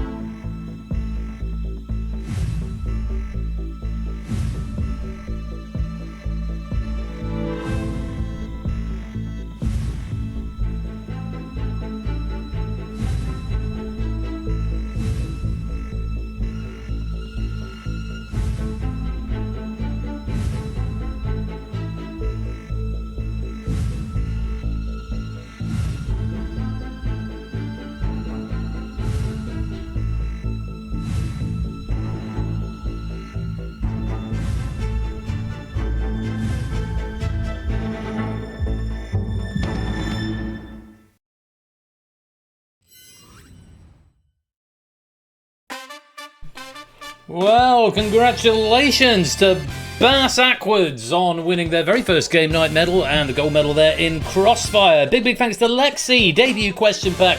We'll be hearing more from Lexi later on this season, so smashing job on your first pack here at Game Night, Lexi. Very much appreciate your efforts, and we look forward to seeing more from you in the future. Front page is going to be coming up in just a couple of minutes, so take this opportunity to quickly top up those glasses, and Game Night will be back very soon. Don't touch that dial. We'll be right back.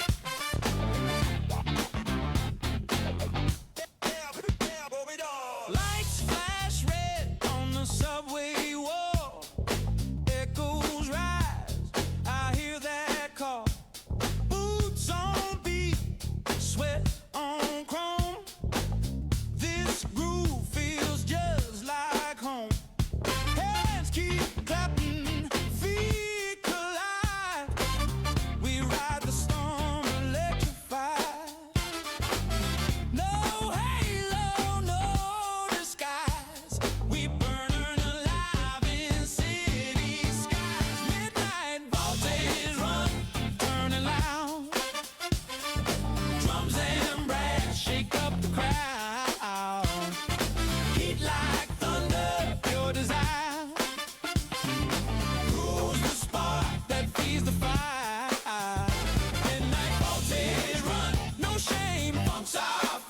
rhythms are flame. Keep it rolling.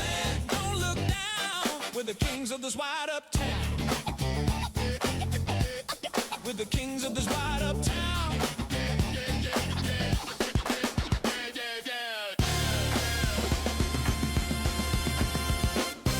Street still humming, bass goes deep. Guitar cuts sharp through the heat. Cleverly jabbing like it's talking back. Drummers playing on a heart attack. Trumpets cry, but fade away. Groove keeps whispering, don't decay. Crowd still there, breathing slow. The fuse is short, time to blow. Kick and bass, down to two. Hi-hat loose, the world feels new.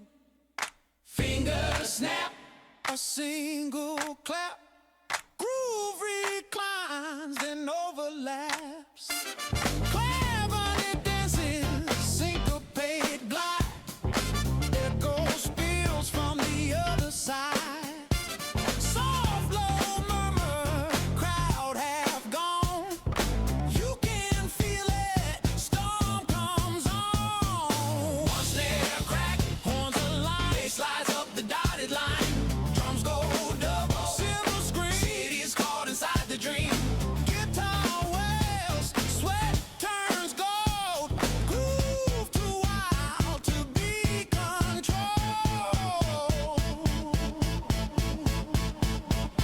Midnight voltage run, ignite. Every soul turns pure tonight. Bass and brass collide again. Groove erupts through every vein. Midnight voltage full speed. Rhythms are law, the only creed.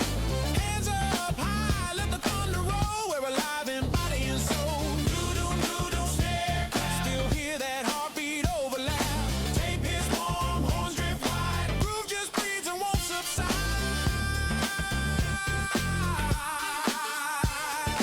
Midnight voltage never done. We keep moving on the run.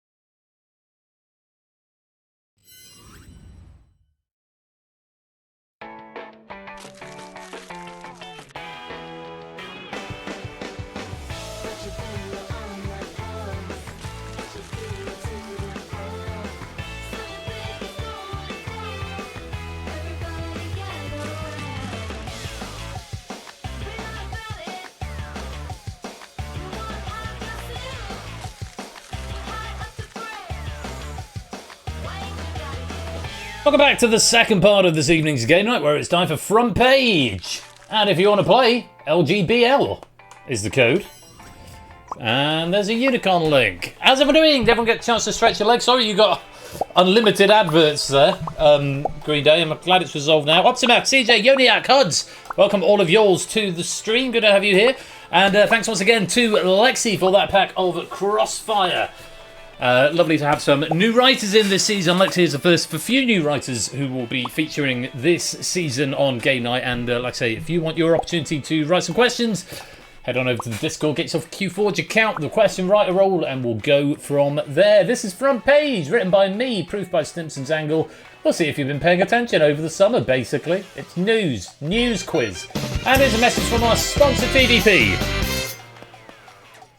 The room code is lesbian, gay, bisexual love. 333. Indeed so. Thank you for the 100 bits, TVP. Hope you keep it well. Welcome to the stream. And Zeus, welcome to the stream as well. Lesbian, gay, bisexual, and Lenny, as Jack is suggesting as the Ray message. Yeah, I don't want to have to do the whole don't make me tap the sign thing.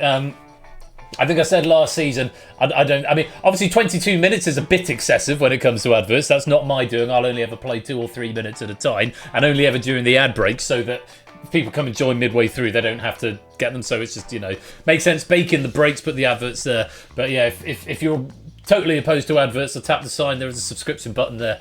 And then you don't have any ads. No ads at all. But yeah, I do roll ads, but only when we're having ad breaks. So if Twitch is going to go and sharp the bed, then that's I have no power. I have no power over Twitch, but yeah.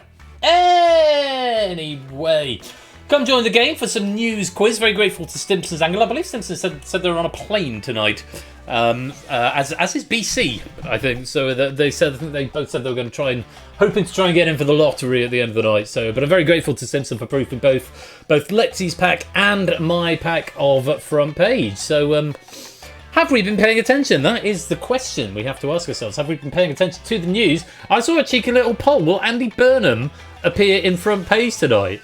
Well, you'll have to wait and see. You'll have to tune in to find out. We'll see if you can get some micro pennies, which you could convert into a spin on the lottery, or indeed just 1,000 pennies straight up. Speaking of the lottery, we have got the lottery coming up a bit later on, the first lottery draw of Season 23. I have got the idea, a fully formed idea and roadmap for a new end-of-night game, which I was planning to build during the season downtime.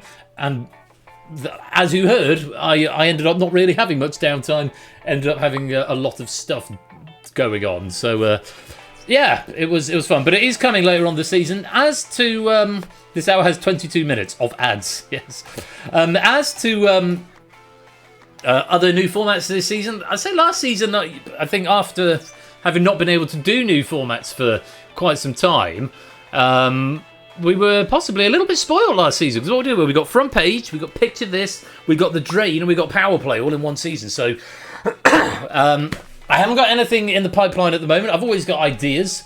It's finding the time and actually realising those ideas. So that's all that to look forward to. Right. I think that's long enough. We're going to play Front Page News Quiz, written by me, proof by Stimson's Angle. You're ready? I don't care if you're not. We're going to start the game. Let's play Front Page. So we've got 5 rounds tonight. 5 rounds of somewhat current affairs, recent news, questions. And we're going to start, as we always do, with the headlines. And here is how to play. You're going to see 5 genuine newspaper headlines from some of the bigger recent news stories with selected words redacted. Pick the correct word or words from the 4 options to complete the headline. 10 seconds to answer each question. You get 5 points for a correct answer. Simple as that. So multiple choice. And these are all genuine headlines. Sometimes you might need to look at the date to give yourself a little extra clue in, but hopefully we'll find these relatively straightforward. Let's take a look at our first headline tonight. Spain crop what out of World Cup winners photo? Donald Trump, Jules Rimet, Gianni Infantino, or Lionel Messi? 10 seconds. Thanks, Fluffy. Take care, bro.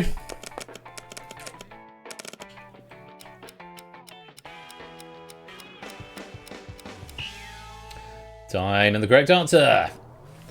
Donald Trump. Yes, this is the news that after their 1-0 victory over Argentina in perhaps the most tedious World Cup final in living memory, the Spanish national side cropped Donald Trump out of their official website photograph after the Orange Man-child decided to linger on the periphery during their victory celebration. It was slightly amusing watching Gianni Infantino rushing over to remind 80-year-old Trump that he was not, in fact, a member of the Spanish team. Davidovich, welcome to the stream. And well done if you got 5 points there for Donald Trump. Onwards. It will do that too. It certainly will. Headline number 2. What slews AI development after its AI agent hacks Hugging Face? Is it Anthropic, DeepSeek, OpenAI, or Microsoft? 10 seconds. Hey, Stimson, you made it. Welcome on in. How was the flight, bro? Hope you're well. Thank you again for proofing this pack.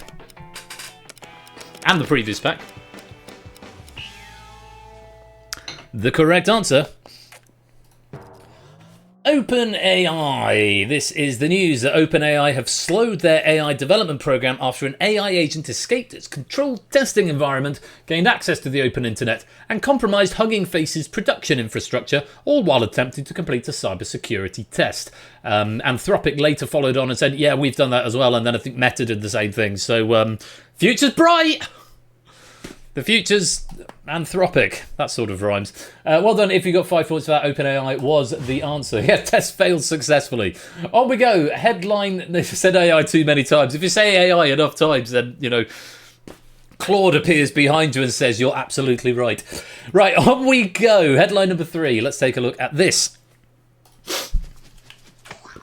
1 person dead and more than 200 ill in UK what outbreak? COVID-19, salmonella, swine flu, or smallpox? 10 seconds.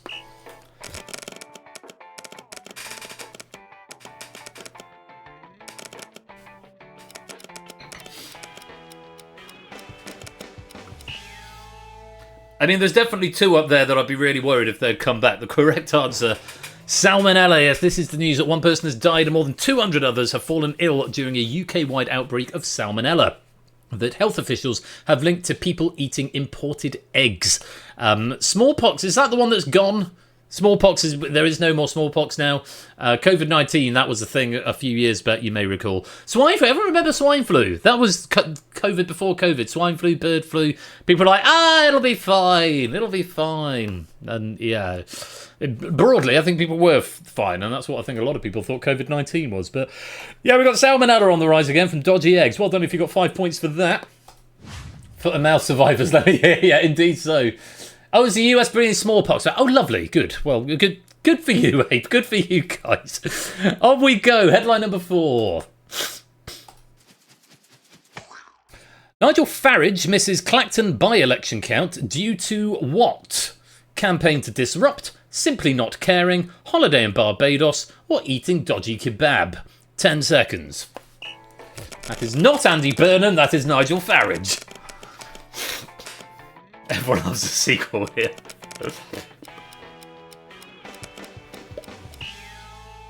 We qualified. Does Andy Burnham have to appear in a question or answer, or can I just mention him in the notes? Rassalon X, welcome to the stream. Our first time chatter as well. Welcome on in to the channel. Hope you're keeping well. Simply not caring is in his state of mind. Well, the correct answer is campaign to disrupt. Yes, this is the news that self-confessed man of the people and multi-millionaire Nigel Farage failed to show up for the results of the Clacton by-election, an election he won easily considering his biggest rival was a man dressed as a bin. The controversial by-election was called after Farage stood down as an MP following scrutiny of a £5 million donation from a cryptocurrency tycoon. And I do remark here that from Simpson's angle proofing of this pack, one of the notes that Simpson left here was, not often you get a question that has both a correct answer and a right answer, which did make me chuckle and gets one of those. Campaign to disrupt was the correct answer. Very well done if you did get that. One final headline in this opening round. Let's take a look at it. Notorious hacker CyberLeak taunts Rockstar Games by spraying the word "what" onto a wall in-game with bullets. 10 seconds. Time starts now. Leak, cyber, troll, or dicks? Tom's Hardware just 2 days ago. He cares about getting rich jogging, I think. Well done if you got leak. Yes, this is the news that one of the most anticipated entertainment launches in history, GTA 6, has had footage leaked by a hacker known only as CyberLeak, spelt L-E-E-K rather than L-E-A-K. Per videos online, the leaker apparently has a complete unreleased game build with the clip showing in-game footage of the character spelling out the leak by shooting at a wall, revealing that they have recorded themselves playing the game rather than simply accessing internal recordings or video. The next few days are going to be very interesting. I think Rockstar's stock sort of went... And it's very interesting how this is going to happen, these leaks. I mean, they say no publicity is bad. There's no such thing as bad publicity, but... I mean, GTA 6 is set to be the most expensive piece of entertainment released ever. It was a budget of like $2 billion or something obscene. And it's, yeah, well, I mean, I'm looking forward to playing it, I have to say. Yeah, leak was the answer. Well done if you got that. That is the end of the question, and it's the end of round 1. So, after that, we've got Shape, Sam, Opsy-Cola, Jogging, and AB Me with a perfect score of 25. Clive, David, Green Day, JR, Lexi, Ralph, Sophie, Toot, and Yoniak doing very well with 20 points. Bass, Conradlac, Shadowmay, Silent Rain, Vertigo, all with 15. Brig, Jack, Clement, Marcini, Matt, Puzzledan, Stilgar, and Ape, all with 10. And Alex, Aaliyah, Natter, Portester, and Silver with 5. But everyone has got points on the board, and we should go on to round 2. Time now for the Jigsaw of News. You're going to see a board containing 9 genuine news stories. None of these news stories is made up. They are all real news stories. The board will be followed by 5 pictures, each of which will be associated with one of the stories. Picture will gradually be revealed in a jigsaw grid. Pick the story that goes with the picture. Simple as that. So there'll be 9 real news stories, but only 5 of them are answers. There'll be 4 red herrings, if you like, up there. 30 seconds to answer each question, and you'll receive between 10 and 3 points for a correct answer, depending how long you take. So the longer it takes you, the fewer points you get, but you can only guess once, so make sure you're sure before committing to your answer. Those are the rules. Let's take a look at the options that you've got for our Jigsaw of News tonight. Billingham Town issue lifetime ban for ordering a strawberry daiquiri. Chichester Cathedral offers fundraising organ spectacular. Man calls 999 after mistakenly buying alcohol-free gin. Prince Harry and 6 others face privacy case legal bill of up to £34.5 million. Man arrested after dressing as Grim Reaper on hospital roof and staring at patients. Prince Harry and Meghan moving back to UK later this month. Archbishop of Canterbury committed to a £100 million slavery fund. A Minnesota town now boasts the world's tallest nutcracker. And man's blue skin A&E panic was just bed sheet dye. I just take the headlines as they come, Jack. I just take the headlines as they come. So those are all genuine headlines from the last few weeks, and you've got to tell me which headline is associated with this picture. Let's put the jigsaw up. 30 seconds, and here is your first jigsaw.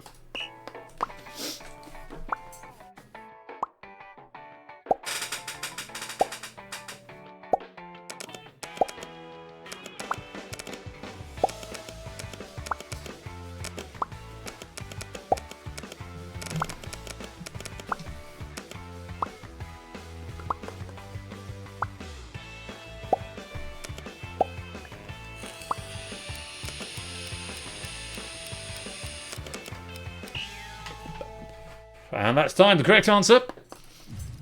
Archbishop of Canterbury committed to £100 million slavery fund, as Jack is saying in the comments, anti-slavery fund. And yes, a slightly ambiguous headline, which is slightly troubling perhaps, but no, this is the story of how the Archbishop of Canterbury has renewed her commitment to a controversial £100 million fund over the Church of England's role in the transatlantic slave trade. Dame Sarah Mullally was speaking on a visit to Cape Coast Castle in Ghana, where enslaved Africans were held before being trafficked to the Americas. She said touring the castle made her reflect on the crimes committed by the institution she leads. So it's the church trying to make amends for atrocities of history. So I suppose that's a good story, but apparently it's controversial. But yes, Archbishop of Canterbury, there we go. Well done if you got some points. AB Me in the lead by a point. Let's load up the next question and look at the options. So you won't be able to select Archbishop of Canterbury anymore.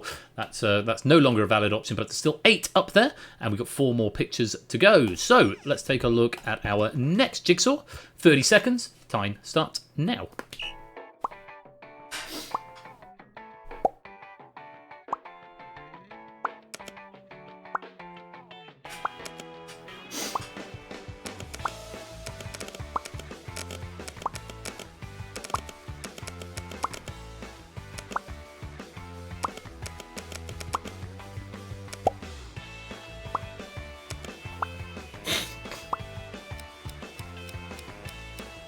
What's the story? And yes, this is a story that a Green Day referenced earlier on, and I also found very, very funny. Man arrested after dressing as Grim Reaper on hospital roof and staring at patients. Yeah, I know, right? I thought that'd be quite funny. But yeah, that's the photo that they ran with. A 26-year-old man has been arrested after dressing as the Grim Reaper and climbing onto the roof of a Welsh hospital to stare at staff and visitors. North Wales Police and North Wales Fire and Rescue Service were called after the man dressed in the black hooded outfit was seen overlooking the entrance at Ysbyty Clan Gwylyd Hospital in St Asford, Denbighshire on Saturday, June the 6th. Get this, he was ordered to pay £50 in compensation, £100 in fines and £100 in costs to the Crown Prosecution Service. And in addition, totally unrelated, he admitted stealing £30 to £40 worth of cat food and cat litter from Pets at Home in Llandudno on March the 26th and food and drink from Sainsbury's in Llandudno on May the 28th. So the Grim Reaper thing was just an extra thing in addition to the shoplifting that he'd been done for. So that's quite... Yeah, that's the story. Well done if you got the Grim Reaper there. Yeah, pretty wild. Things are wild in Wales. No offence, Vertigo. I go there often enough. It's never a dull moment, am I right? Right, on we go. What have we got left? Those ones. We've still got 7 up there. Coming up with. Indeed so. Still got those options up there. So, which one does this go with? 30 seconds. Time starts now.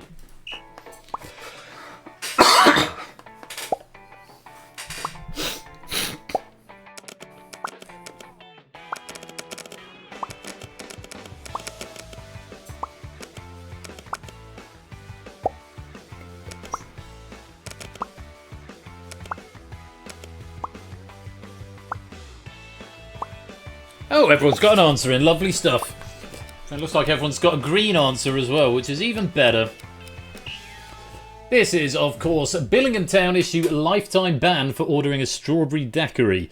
Yes, this is the news that Billingham Town have left supporters in stitches after releasing a tongue-in-cheek club statement following Saturday's victory away at Seaham Red Star. The club announced that supporter Phil Smith had been handed a lifetime ban after an internal investigation found he had committed the unforgivable offence of ordering a strawberry daiquiri in a pub with the lads on a match day. The strawberry daiquiri on the left there, indeed so. So yes, there you go, one of the smaller football stories of recent times. But yes, most of us are getting that. In fact, all of us getting that one right, so well done indeed. On we go to the next one. Options still available up there. Which of them is it going to be? Let's go to jigsaw number 4. 30 seconds. Time starts now.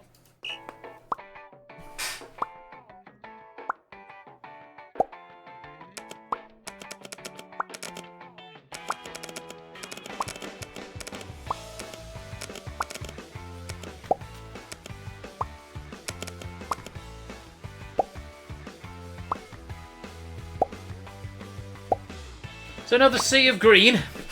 Oh, the key piece is being left till the end, but it looks like most of us didn't need that. And the correct answer is that a Minnesota town now boasts the world's tallest nutcracker. This is the news that if you pull into the small town of Luverne, the figure, a nearly 66-foot tall nutcracker decked out like Uncle Sam, comes into full view. Luverne, which thanks to a local collector claims to have more of the decorative figurines than people, now boasts the world's tallest nutcracker, and yes, the star-spangled behemoth has a working jaw. So that's nice, isn't it? No, that wasn't Prince Harry, no. Bad luck if you went for Prince Harry on that one. Right, just one more jigsaw for you. Those are the options that you've got. And let's see if you can figure it out. Here's jigsaw number 5, 30 seconds. Time starts now.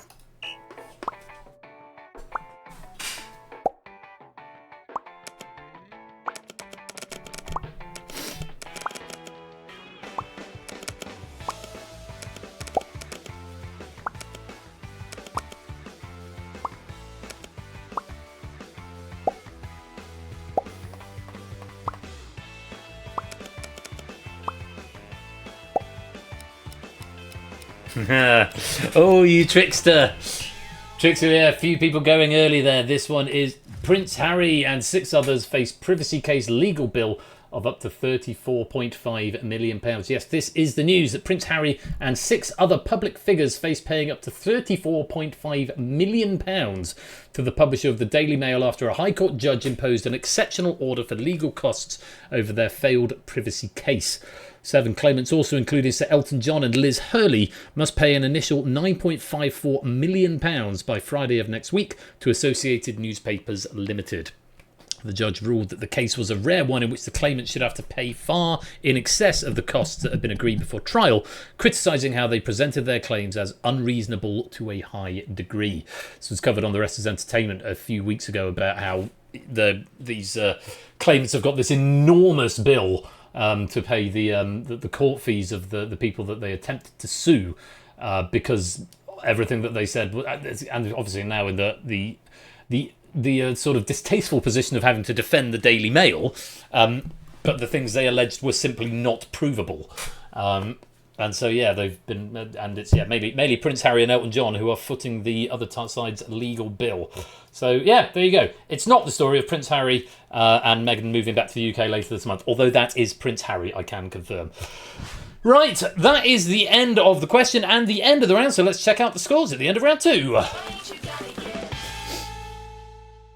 So, Sam takes the lead with 61, Clive, JR, Cola, Opsy all tied up in second with 60, Cloudy Apples, aka Jogging, in third with 59, AD, me and Sophie with 57, Alexi and Yoniak have got 56, Shapes is on 54, Ralph and Vertigo on 52, Shadowmane and Toot on 50, Bass and David are on 49, Brig and Matt on 48, Jack's got 46, still got 45, and 842, Clement 38, Nata and Green Day and Dan all on 37, Marcini, Silent Moon and Silver on 36, Conor Radlack's got 31, Alex on 30, Aaliyah on 28 and Paulista on 27. So, we're going well. Some big scores and still plenty of points up for grabs. Let's go on to round 3. It's in review, and you are going to see 3 posters for a recent film, TV show, album, video game, event, or other form of media, each with 6 potential options. 3 details will be gradually added to the poster, the review, a picture, and then some key information. In between the details being added, wrong answers will be removed.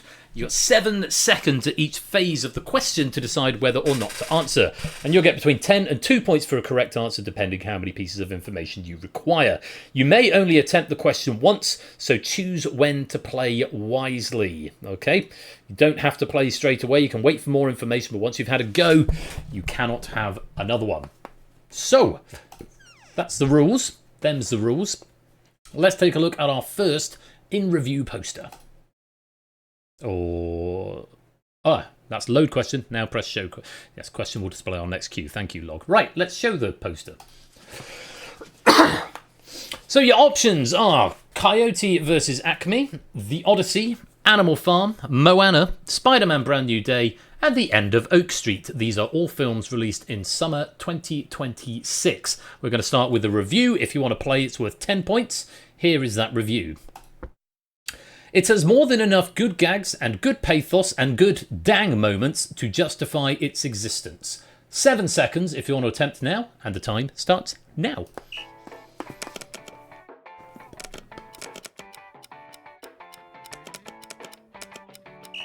Okay, a few people having a go. Let's drop 2 options. It is not The End of Oak Street. It is not The Odyssey. Does that help you? Do you want to attempt now? 8 points if you do. Time starts now.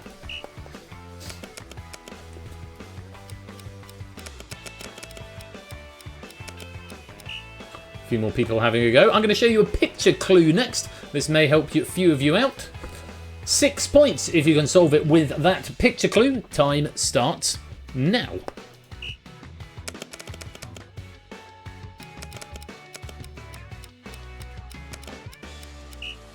And time up. Let's show you some key info.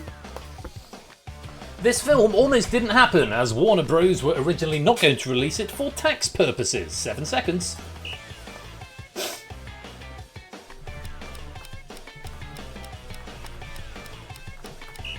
And dropping 2 more options. It's not Moana, and it's not Spider-Man Brand New Day. Last chance. Go on, Jack, press something.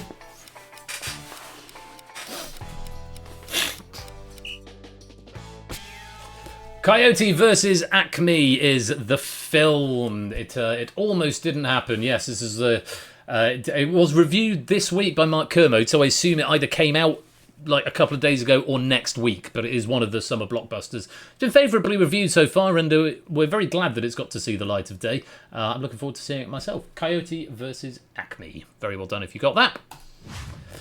On we go. Let's load up another question.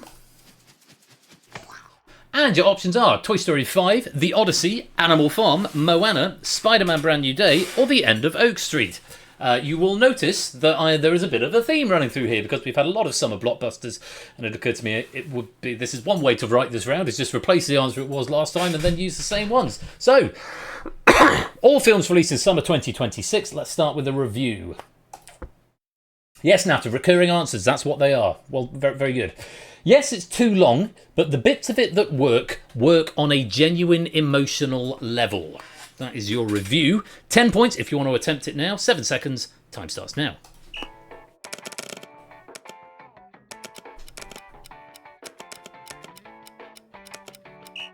Okie dokie, let's drop 2 options. It's not Toy Story 5, and it's not The End of Oak Street. 7 seconds if you want to attempt it now.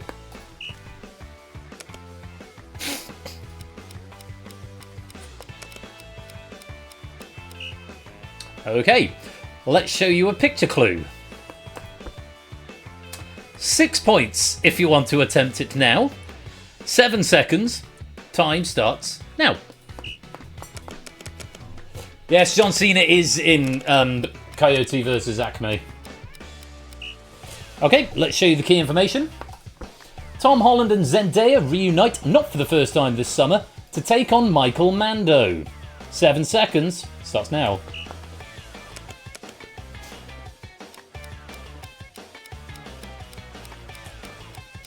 And let's drop the final 2 options. It's not The Odyssey. It's not Moana. 7 seconds. Is it Animal Farm or Spider-Man Brand New Day?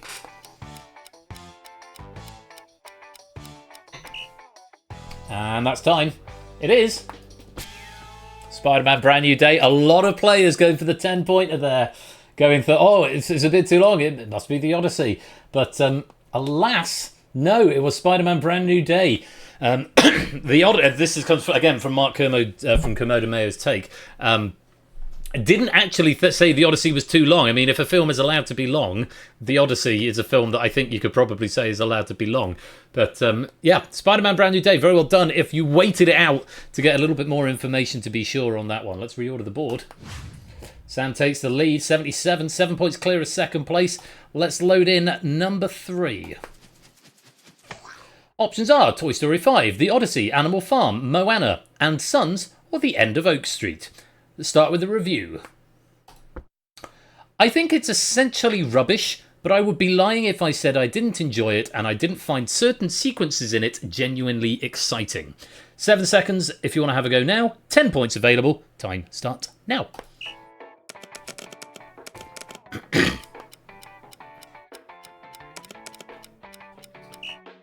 Okay, let's drop a couple of options. It's not Toy Story 5, it's not Moana. 7 seconds. Anyone want to have a go now? No, nobody. Okay, let's show you a picture. There's a picture. Is it The Odyssey and Sons, Animal Farm, or The End of Oak Street? 7 seconds, 6 points if you attempt it now. Time starts now.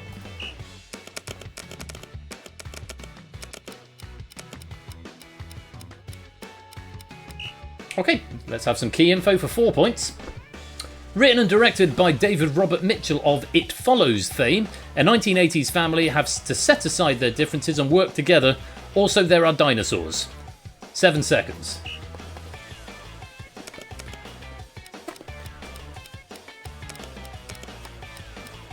Gonna drop 2 options. It's not And Sons, and it's not Animal Farm. Is it The Odyssey or The End of Oak Street? 7 seconds. Another bit of The Odyssey when they went on a road trip.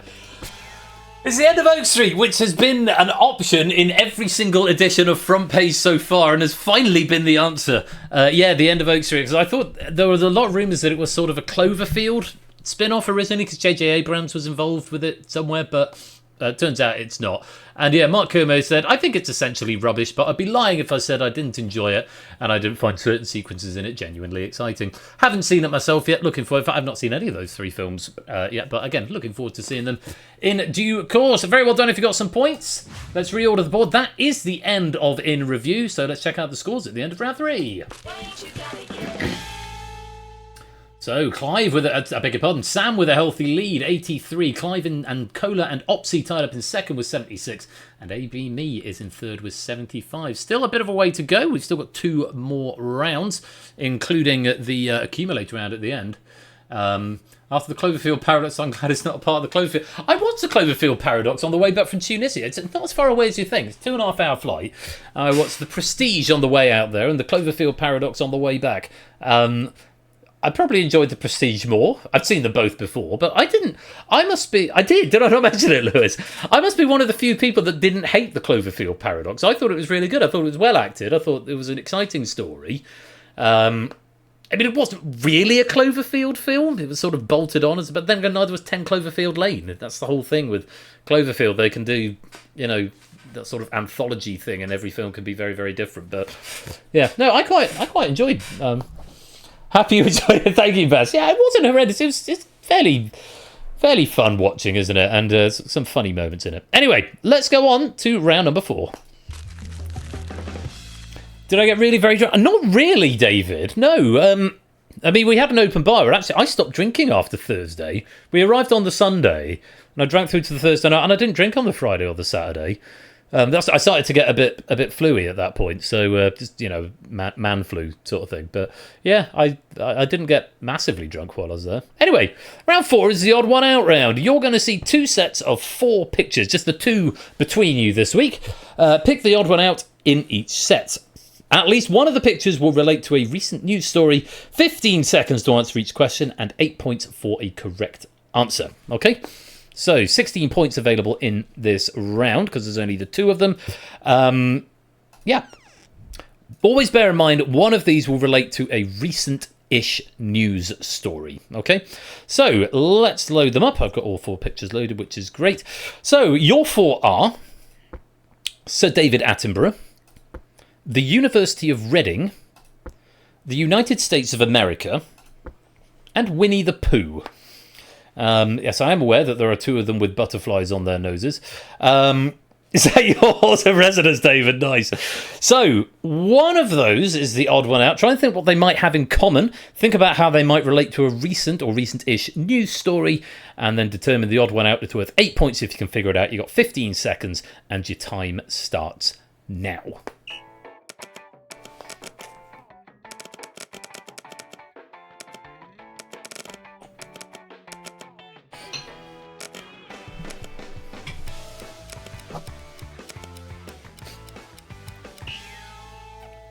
And that's time up. The correct answer. It's the United States of America. They've all celebrated centennial milestones in 2026, except for the USA, which turned 250 in July. 250 years old on July the 4th. Sir David Attenborough famously celebrated his 100th birthday in May this year. Winnie the Pooh, A.A. Milne's seminal classic, celebrates 100 years since its publication in October this year. The University of Reading, this was the one that was in the news recently. I don't know if anyone saw this story. University of Reading celebrated its 100th anniversary this month by creating the first 100% British-sourced chocolate bar since 1932. Food security master's student Maha Khan created the chocolate bar by harvesting, fermenting and processing the Reading-grown cacao. So yes, that was the story I saw, which gave me the end for this question, that the University of Reading is 100 years old this year, as is Winnie the Pooh, as is Sir David Attenborough. So the odd one out there is the United States, which turned 250 this year. Very well done if you got the 8 points out of that. Let's reset and go on to our second and final odd one out question. Okay, all 4 of my images have loaded. That's good. Which is the odd one out? Your 4 are Sir Philip Green, Neymar, Spider-Man, or Gus the T-Rex. What could we be getting at with these 4? What have they got in common? Pass, smash, pass, smash. What have they got in common, and which one is the odd one out? 3 of robbed pensioners. Which 3? You've got 15 seconds to work it out. You get 8 points for a correct answer, and your time starts now.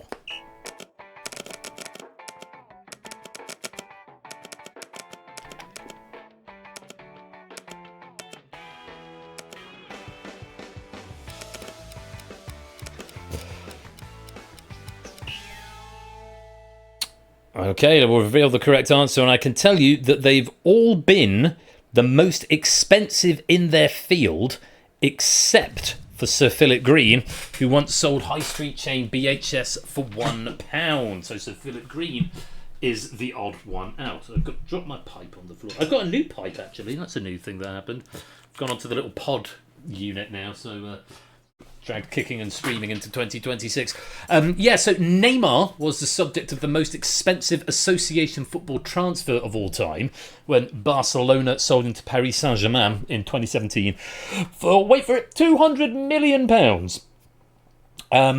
Spider-Man, with music and lyrics by Bono and The Edge, the Broadway production Spider-Man Turn Off the Dark is the most expensive stage show ever made, reportedly costing $75 million. Gus the T-Rex, this was the recent story. A Tyrannosaurus Rex skeleton has become the most expensive dinosaur fossil sold at auction after an unidentified buyer paid more than $50 million for it. The T-Rex, named Gus after cattle rancher Gary Gus Licking, that's an unfortunate name, on whose land he was found, went for $50.1 million at Sotheby's in New York last month. So Philip Green, he bought British Home Stores, which is a high street chain, for £200 million in 2000, but the firm performed poorly, so he sold it for just £1 in 2015. By April 2016, British Home Stores had debts of £1.3 billion, including a pensions deficit of £571 million. Unrelated, in May 2019, Green was charged with 4 counts of misdemeanor assault in the US after an Arizona Pilates teacher accused him of frequently touching her inappropriately. So I just want to put that loudly on the record. Guy's a cunt. So yes, they've all been the most expensive in their field, except for Sir Philip Green, who once sold high street chain British Home Stores for £1. Is that the first time I've ever C-bombed on street? Philip Green has driven me to the C-bomb. That's what it's taken. I don't use that word terribly often, certainly not on stream, but there we go. Anyway, how exciting for us all. Say it again. Have I said it before? I probably have said it before, but yeah, I've reserved a special place for Sir Philip Green. Anyway, that is the end of that puzzle, and it is the end of the round. Let's check out the scores. For so long. Oh, yeah, indeed. I've started a thing now. I've started a thing with the C word. Sam, with 99 points, is very much in pole position. 15 points clear of Clive and Cola and Opsy, who are all on 84. And Vertigo in third with 82. Could be some ties going on. Sam's a bit of a runaway, but we've got the accumulator round to go. It's time for the final round. It's fake news! You're going to see 5 sets of 3 headlines from the recent news. All you need to do is pick the fake headline, which is either from a satirical publication or a variation on a true story or something I've made up entirely. 10 seconds to answer each question, and you get 5 points for your first correct answer and an additional 5 points for each consecutive correct answer thereafter. Answering incorrectly or abstaining will reset your streak. So it's 5... 5 and then 10 and then 15 and then 20 and then potentially 25 in case you weren't aware how maths worked. That's how it's going to go down. So there's 75 points up for grabs in this round if you can get a perfect streak of 5 questions. But abstain or get one wrong, you start building up again from 5 on the following question. Hopefully that makes sense. So let's take a look at our first headlines. Which story is fake news? Count Binface receives over a quarter of votes in Clacton by-election. Darth Vader defends flock cameras at San Diego City Council meeting. The Joker set to stand in Arkansas midterms. One of those is fake news, 2 of them are real. Identify the fake news. 10 seconds. Time starts now.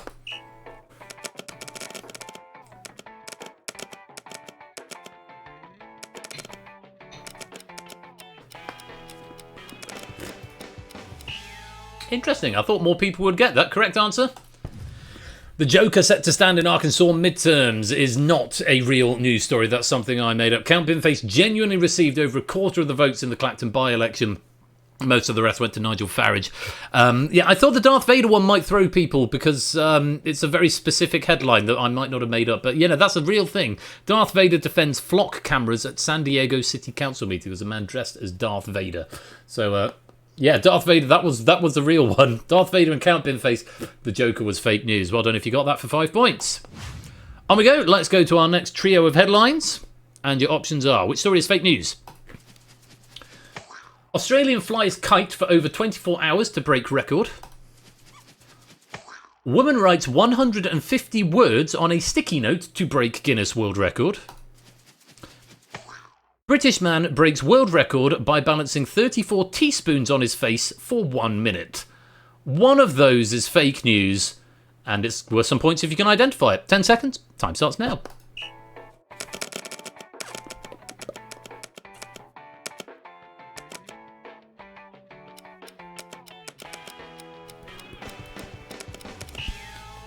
Time up, and the correct answer. The British man breaking the world record by balancing 34 teaspoons on his face for 1 minute. That is not true. But there was an Australian who flew his kite for over 24 hours and raised over 18,000 Australian dollars for charity. And a United Arab Emirates woman broke a Guinness World Record by managing to handwrite 150 different words onto a single sticky note. I'm assuming there were some other conditions. She didn't just write the word "ah" over and over again. But yes, two genuine, if slightly pointless records. The spoon sounds like something the Brits would do, but is sadly not true. Extra info from Stimson that's come in here that I haven't hitherto seen, because this didn't get finished until this morning. 31 teaspoons is the current world record set by a Serbian man in 2013. So there we go, extra info. Truly, truly fake news. Very good. Well done if you've got some points there. Lexi climbs into second. Let's see if she can maintain that advantage as we go to story or fake news number 3. Trio of headlines, here they are. Texas police apprehend lemur on the loose. New Zealand man trains pet goat to ring doorbell on command. Dogs can differentiate between happy and sad faces, new study suggests. 2 of those are real, 1 of them is fake news. Spot the fake. 10 seconds. Time starts now.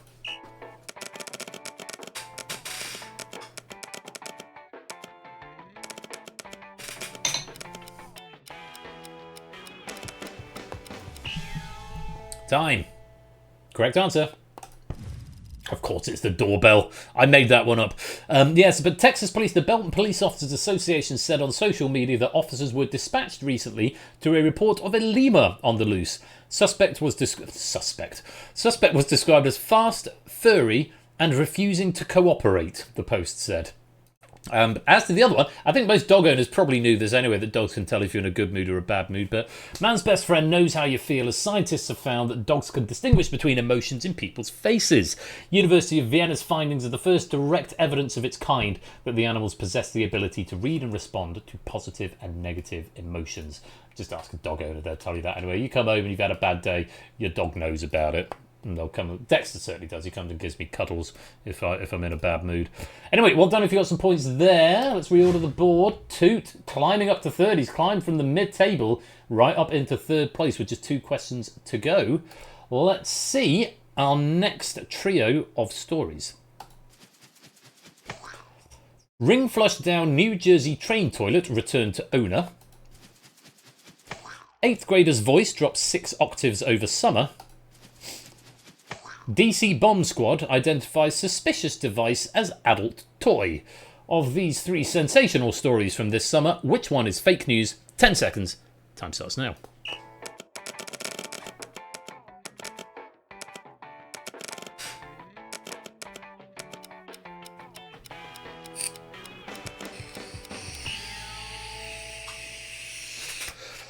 Time. And the fake news. 8th grader's voice drops 6 octaves over the sum. I mean, this is the question is really asking, do you know what an octave is? So an octave is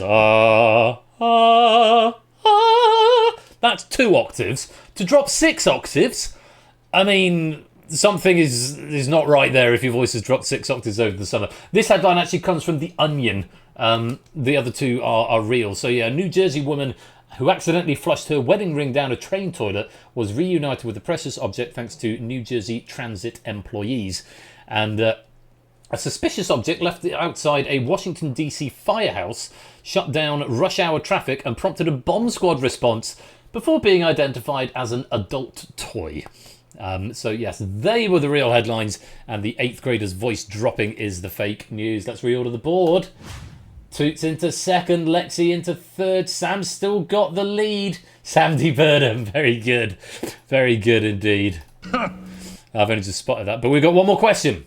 Could make all the difference. Let's take a look at our final trio of headlines, finishing on a feel-good note. Take a look at these. Retired teacher spends summer learning every dog's name at local park.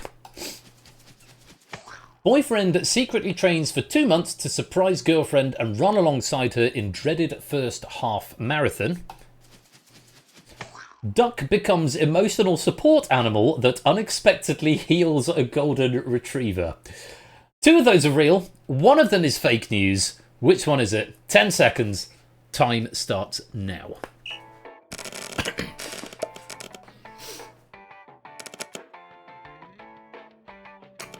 That's the idea, Silent Breed. I always want them all to be true. That's what I do with the last question. I want them all to be true. 2 of them are true.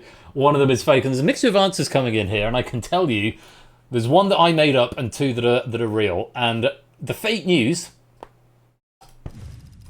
is the retired teacher spends summer learning every dog's name at local park. I'm afraid I made that one up. But the other ones, genuinely heartwarming stories. Boyfriend secretly trains for 2 months to surprise girlfriend. So, guy called Jason, he ran in secret for 2 months leading up to race day. He completed the registration unbeknownst to his girlfriend Emma. And as they hopped into the car on the way to the race, Jason made sure to sneak in his running shoes so that he could run the half marathon with her, which is just the sweetest thing. And the other one, there's a video for this, right? Which I'm going to share with you. I can't copy it out of the operator, but after the quiz, I've got to type the URL manually, but trust me, it's going to be worth it. LRHOSOC.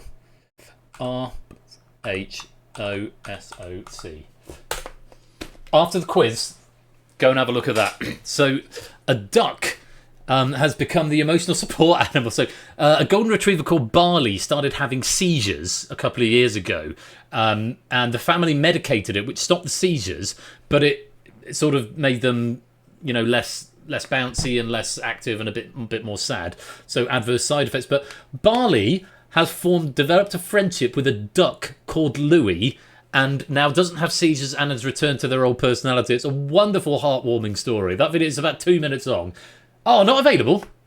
Did I type the link wrong? Hang on, let me see if I can get the actual link for you.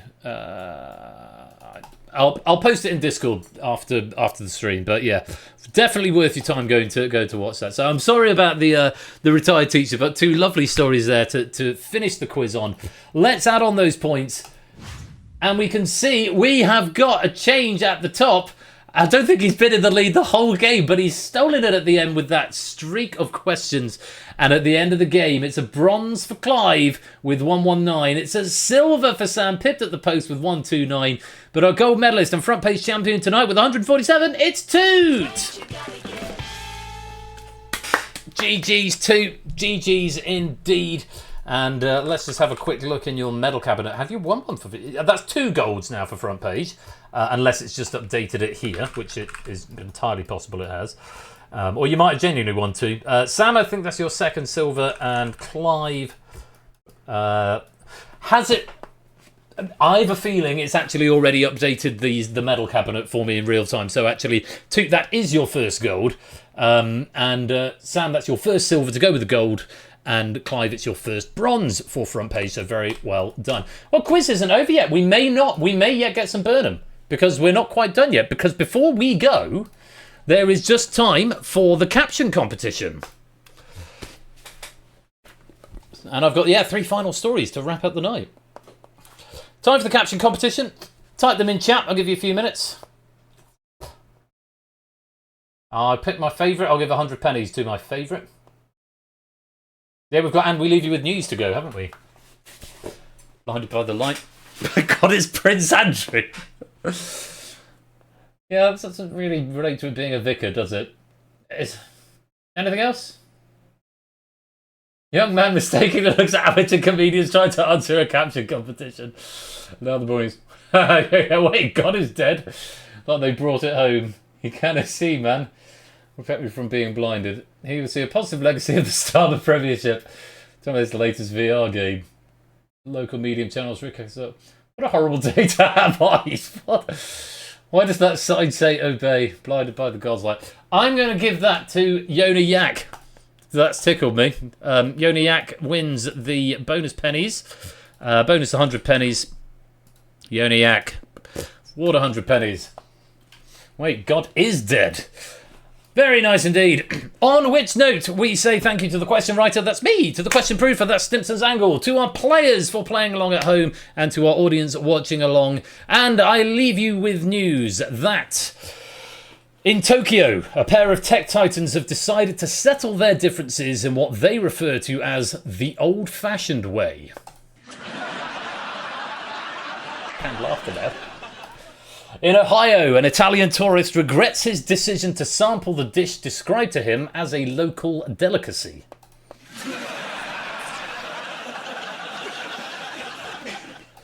And in Hollywood, critics are divided as the upcoming AI-enhanced remake of 101 Dalmatians releases its first set photos.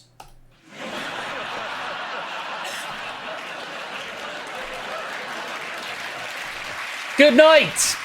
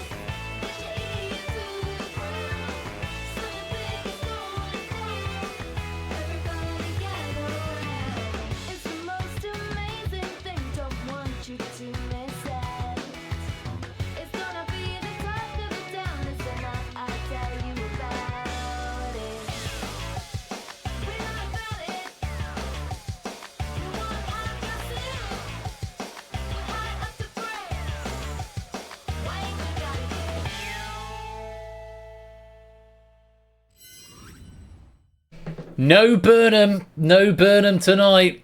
No Burnhams on this time on Takeshi's Castle. Right, gang.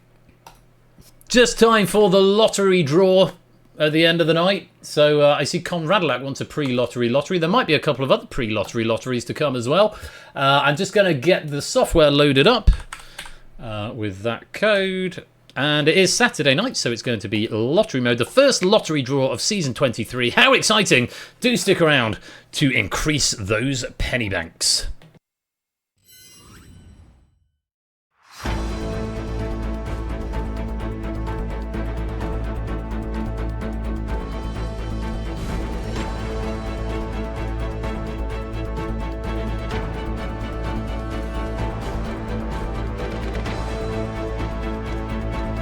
It is Saturday night, we are live from the Game Night Control Centre, and it is time for the weekend lottery draw! KBRV is the code you need, and I'm going to actually join for the first time this season. Let's do my lost numbers 4, 8, 15, 16, 23, 42, push execute, lucky dip the rest.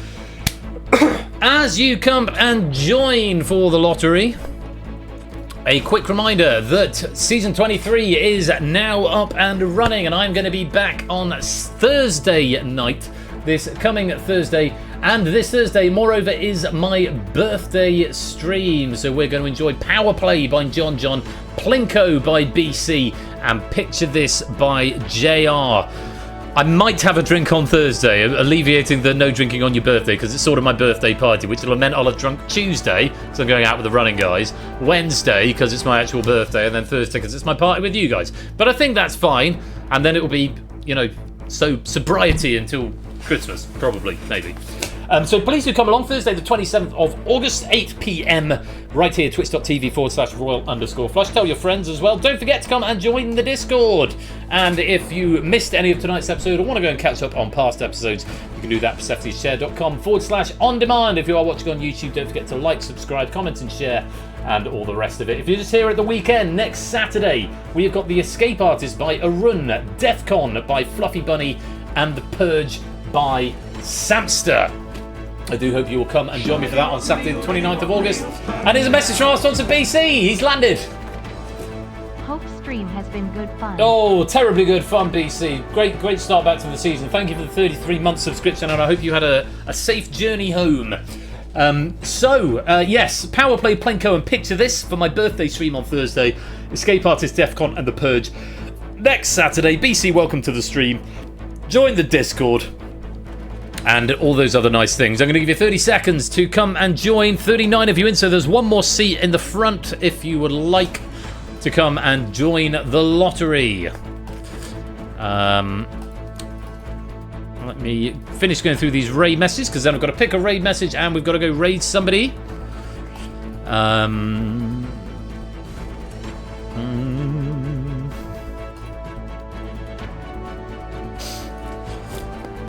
Okay, I've got my raid messages done. We're about to run out of the timer. 39 of us in for the lottery tonight. Let's hide the room code and go to the lottery draw.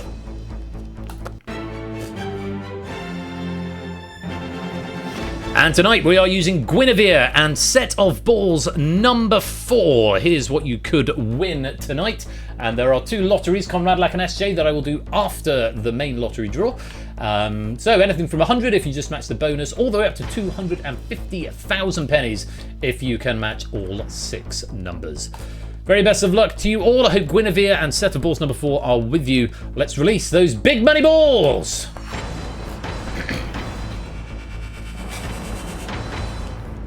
And for the first time this season, in they go to Guinevere.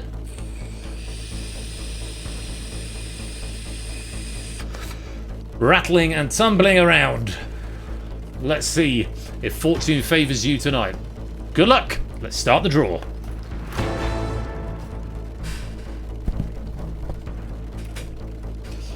So, what have we got in store for the first stream of Season 23? As the machine goes orange for the first time, it's a green one out. It's number 35. 5th appearance in the main lottery draw. We last saw it Saturday, the 4th of July, Independence Day. If that's good for you, I've got that on one line, which is a good start. Next. It's a blue one, number 15. I've got that on my top line. 4th appearance in the main lottery draw. Last saw it Saturday, the 18th of April. To be a real country with an exciting lottery draw. What have we become? What have we become? 3rd. Another blue one. Oh, 16! Lost numbers are on, gang. 3rd appearance in the main lottery draw. Again, last saw it on Independence Day. The Lost Hurley's numbers are on. Well, they're not, because 35 wasn't one of them, but 2 of them are. So I always pick the lost numbers at the beginning. Oh, we've had a misfire there on that yellow ball. It would be great. I just get bad luck for the rest of my life. Number 2 is next. 6th appearance in the main lottery draw. Last saw it Saturday, the 11th of July. Physics fail. Yeah, a bit of a physics fail. Come on, Unity, sort your physics out. Over halfway through. 2/3 of the way through now. Ball number 5. It's a pink one. Number 22. Very close. Hurley's number was 23. 10th appearance in the main lottery draw for that. Last saw it Saturday, the 27th of June. Just needing a yellow to complete the rainbow. Could it be this one? No. Oh, that's a dead draw. Come on, Guinevere, try again. It's another pink one. It's number 27. 6th appearance in the main lottery draw. Last saw it Saturday, the 20th of June. So just the bonus ball to go. Hopefully this is the one that could net you a small fortune. If it's a yellow, we get the rainbow. It's going to be white, isn't it? No, well, white was near the middle, but misdraw. Could it be a yellow one? No, it's another misdraw. Let's give him a shake, see if something settles. We got one that time. It's the blue one. Number 14. 6th appearance in the main lottery draw. Last appeared on Sunday the 14th of June. And so, tonight's winning line, this time in ascending numerical order. Your numbers are number 2, number 15, number 16, number 22, number 27, number 35, and the bonus, number 14. 250 pennies, 2 numbers on one line, both of them the lost numbers. Let's see if you were any better than me. Not great spoils tonight. JR, Shadowmane, Simpson, and Yoniak getting 1,000 off one line. Likewise, Woollyback. Yoniak getting 1,000 off 2 lines, actually. Still got Flyboy and BC getting 500 off 1 line, 2 and the bonus. All the others getting 3 without the bonus. And big overall winners, I don't think there's going to be a huge amount tonight. Yoniak with 2,000 is top of the shop. Stimpson's Angle 1,500. Still got 1,350. Shadowmane 1,250. Woollyback 1,250. JR 1,100. Clive 1,000. Everyone else into 3 figures. Not great draws tonight, but it's only the first episode. We've got another 18 episodes this season for you to earn even more pennies. And of course, I've got to pick a raid message. Who are we going to raid tonight? Spud is doing stuff. Oh, Ben Bass and Beyond is doing trivia night, so that sounds like a sensible place to go. Got some crosswords on the go, so let's go and spread the love over to Ben Bass and Beyond because he's got an excellent name and he's doing crosswords. So stick around for that raid and find out if your raid message is going to be the winning selection tonight. That was your lottery draw. I'll see you for the raid in just a moment.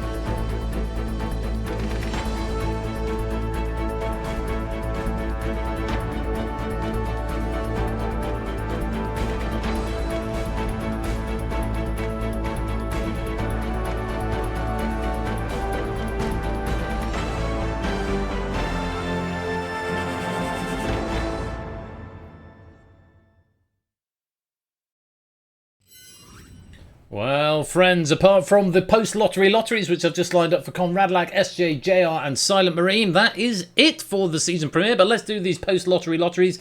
Veal success to the 4 of you. 663, 1230, 6,909 for JR and 1812 for Silent Marine. Not bad for Silent Marine there either. But JR with 6909 on the post-lottery lottery. And that is going to put him straight into first place in the Penny Bank. 9,615. JR sits atop after just 1 episode this season. Lexi in second with 45.48 and Samster in third with 39.46. But it's a roll of a dice, isn't it? Luck of the draw. Friends, it is so good to be back after such a long time off. So thank you for coming back and joining me. Thank you for all the subscriptions that came in at the beginning, for all the new followers, all the new friends. Don't forget, if you are new here, you can come join the Discord. You have to introduce yourself and then you get access to the full server. Come and get Q4. I know there's a couple of people I need to validate their accounts. There's a couple of people pending, so just let me know who you are, or I'll send you a DM and all will be well and you get onto Q4 and all will be excellent there. Birthday stream on Thursday. Please come and join me for that. Picture This, Power Play and Plinko. And then next Saturday, Escape Artist, DEFCON and The Purge. I do hope you'll come back and join me for that. All that's left for me to do is pick a raid message before we go and raid Ben Bass and Beyond. What are 50 pennies for consolation, and 250 for the winner, and the raid message, and the episode title, and the bespoke plaque to go with the YouTube thumbnail. So that's very exciting. No, I know who you are, David. It's fine. It's only if I don't know you, if I can't identify you from your login name. It's all good. So, Matt the Sprat. Ben needs a holiday from his holiday. He does indeed. Paulister. I'll come back to that. Stilgar. Where's the button? Jerry, you've got 3 more Martins. Ape, no relation to Martin Double-Decker Bus Buren. Very clever. From Ardenfest, this is a conversation for far more whiskey. Lewis, request to hold my hand denied. Lupine, the chase was very popular for a while. Lewis, again, AI is bad. Now here's a game featuring an AI. That's clever. Alexander, you'll like it unless you don't. AB Me, this hour has 22 minutes of ads. Puzzle Dan, things are wild in Wales. Simpson, when Harry met Elton. JR, fast, furry, and refusing to cooperate. My Tinder profile. Lewis, no Burnhams this time on Takeshi's Castle. And Jerry, Andy Burnham was not newsworthy. I've got 4 left. And in reverse order, Matt the Sprat, Aardvark in a library. Call that Otis Redding. Or Otis Reading. Very clever. Not my winner tonight. Simpsons Angle, 3rd place. Death comes for cat food. 3rd place for you. Runner-up goes to Paulister, Tefnut, Goddess of Skincare Routines. Very good. Runner-up, valiant runner-up. But my winner tonight, the first raid message of Season 23, goes to Shadowmane, Mr. Blobby on trial at The Hague for war crimes. Mr. Blobby on trial at The Hague for war crimes is the raid message, and it's going to be the episode title for tonight. Well done, Shadowmane. 250 pennies, and the episode title and the bespoke thumbnail is going to be all yours. Check it in the Discord, and check out on Catch Up on the On Demand channel for seeing that as and when it goes live. That's it. I'm going to be back on Thursday. Enjoy the rest of your weekend, everybody. Be splendid and wonderful and marvellous and safe. Thank you for coming back for another season of Game Night. And until Thursday night, you have been watching Game Night with me, Royal Flush. Take care. Peace out. And good night.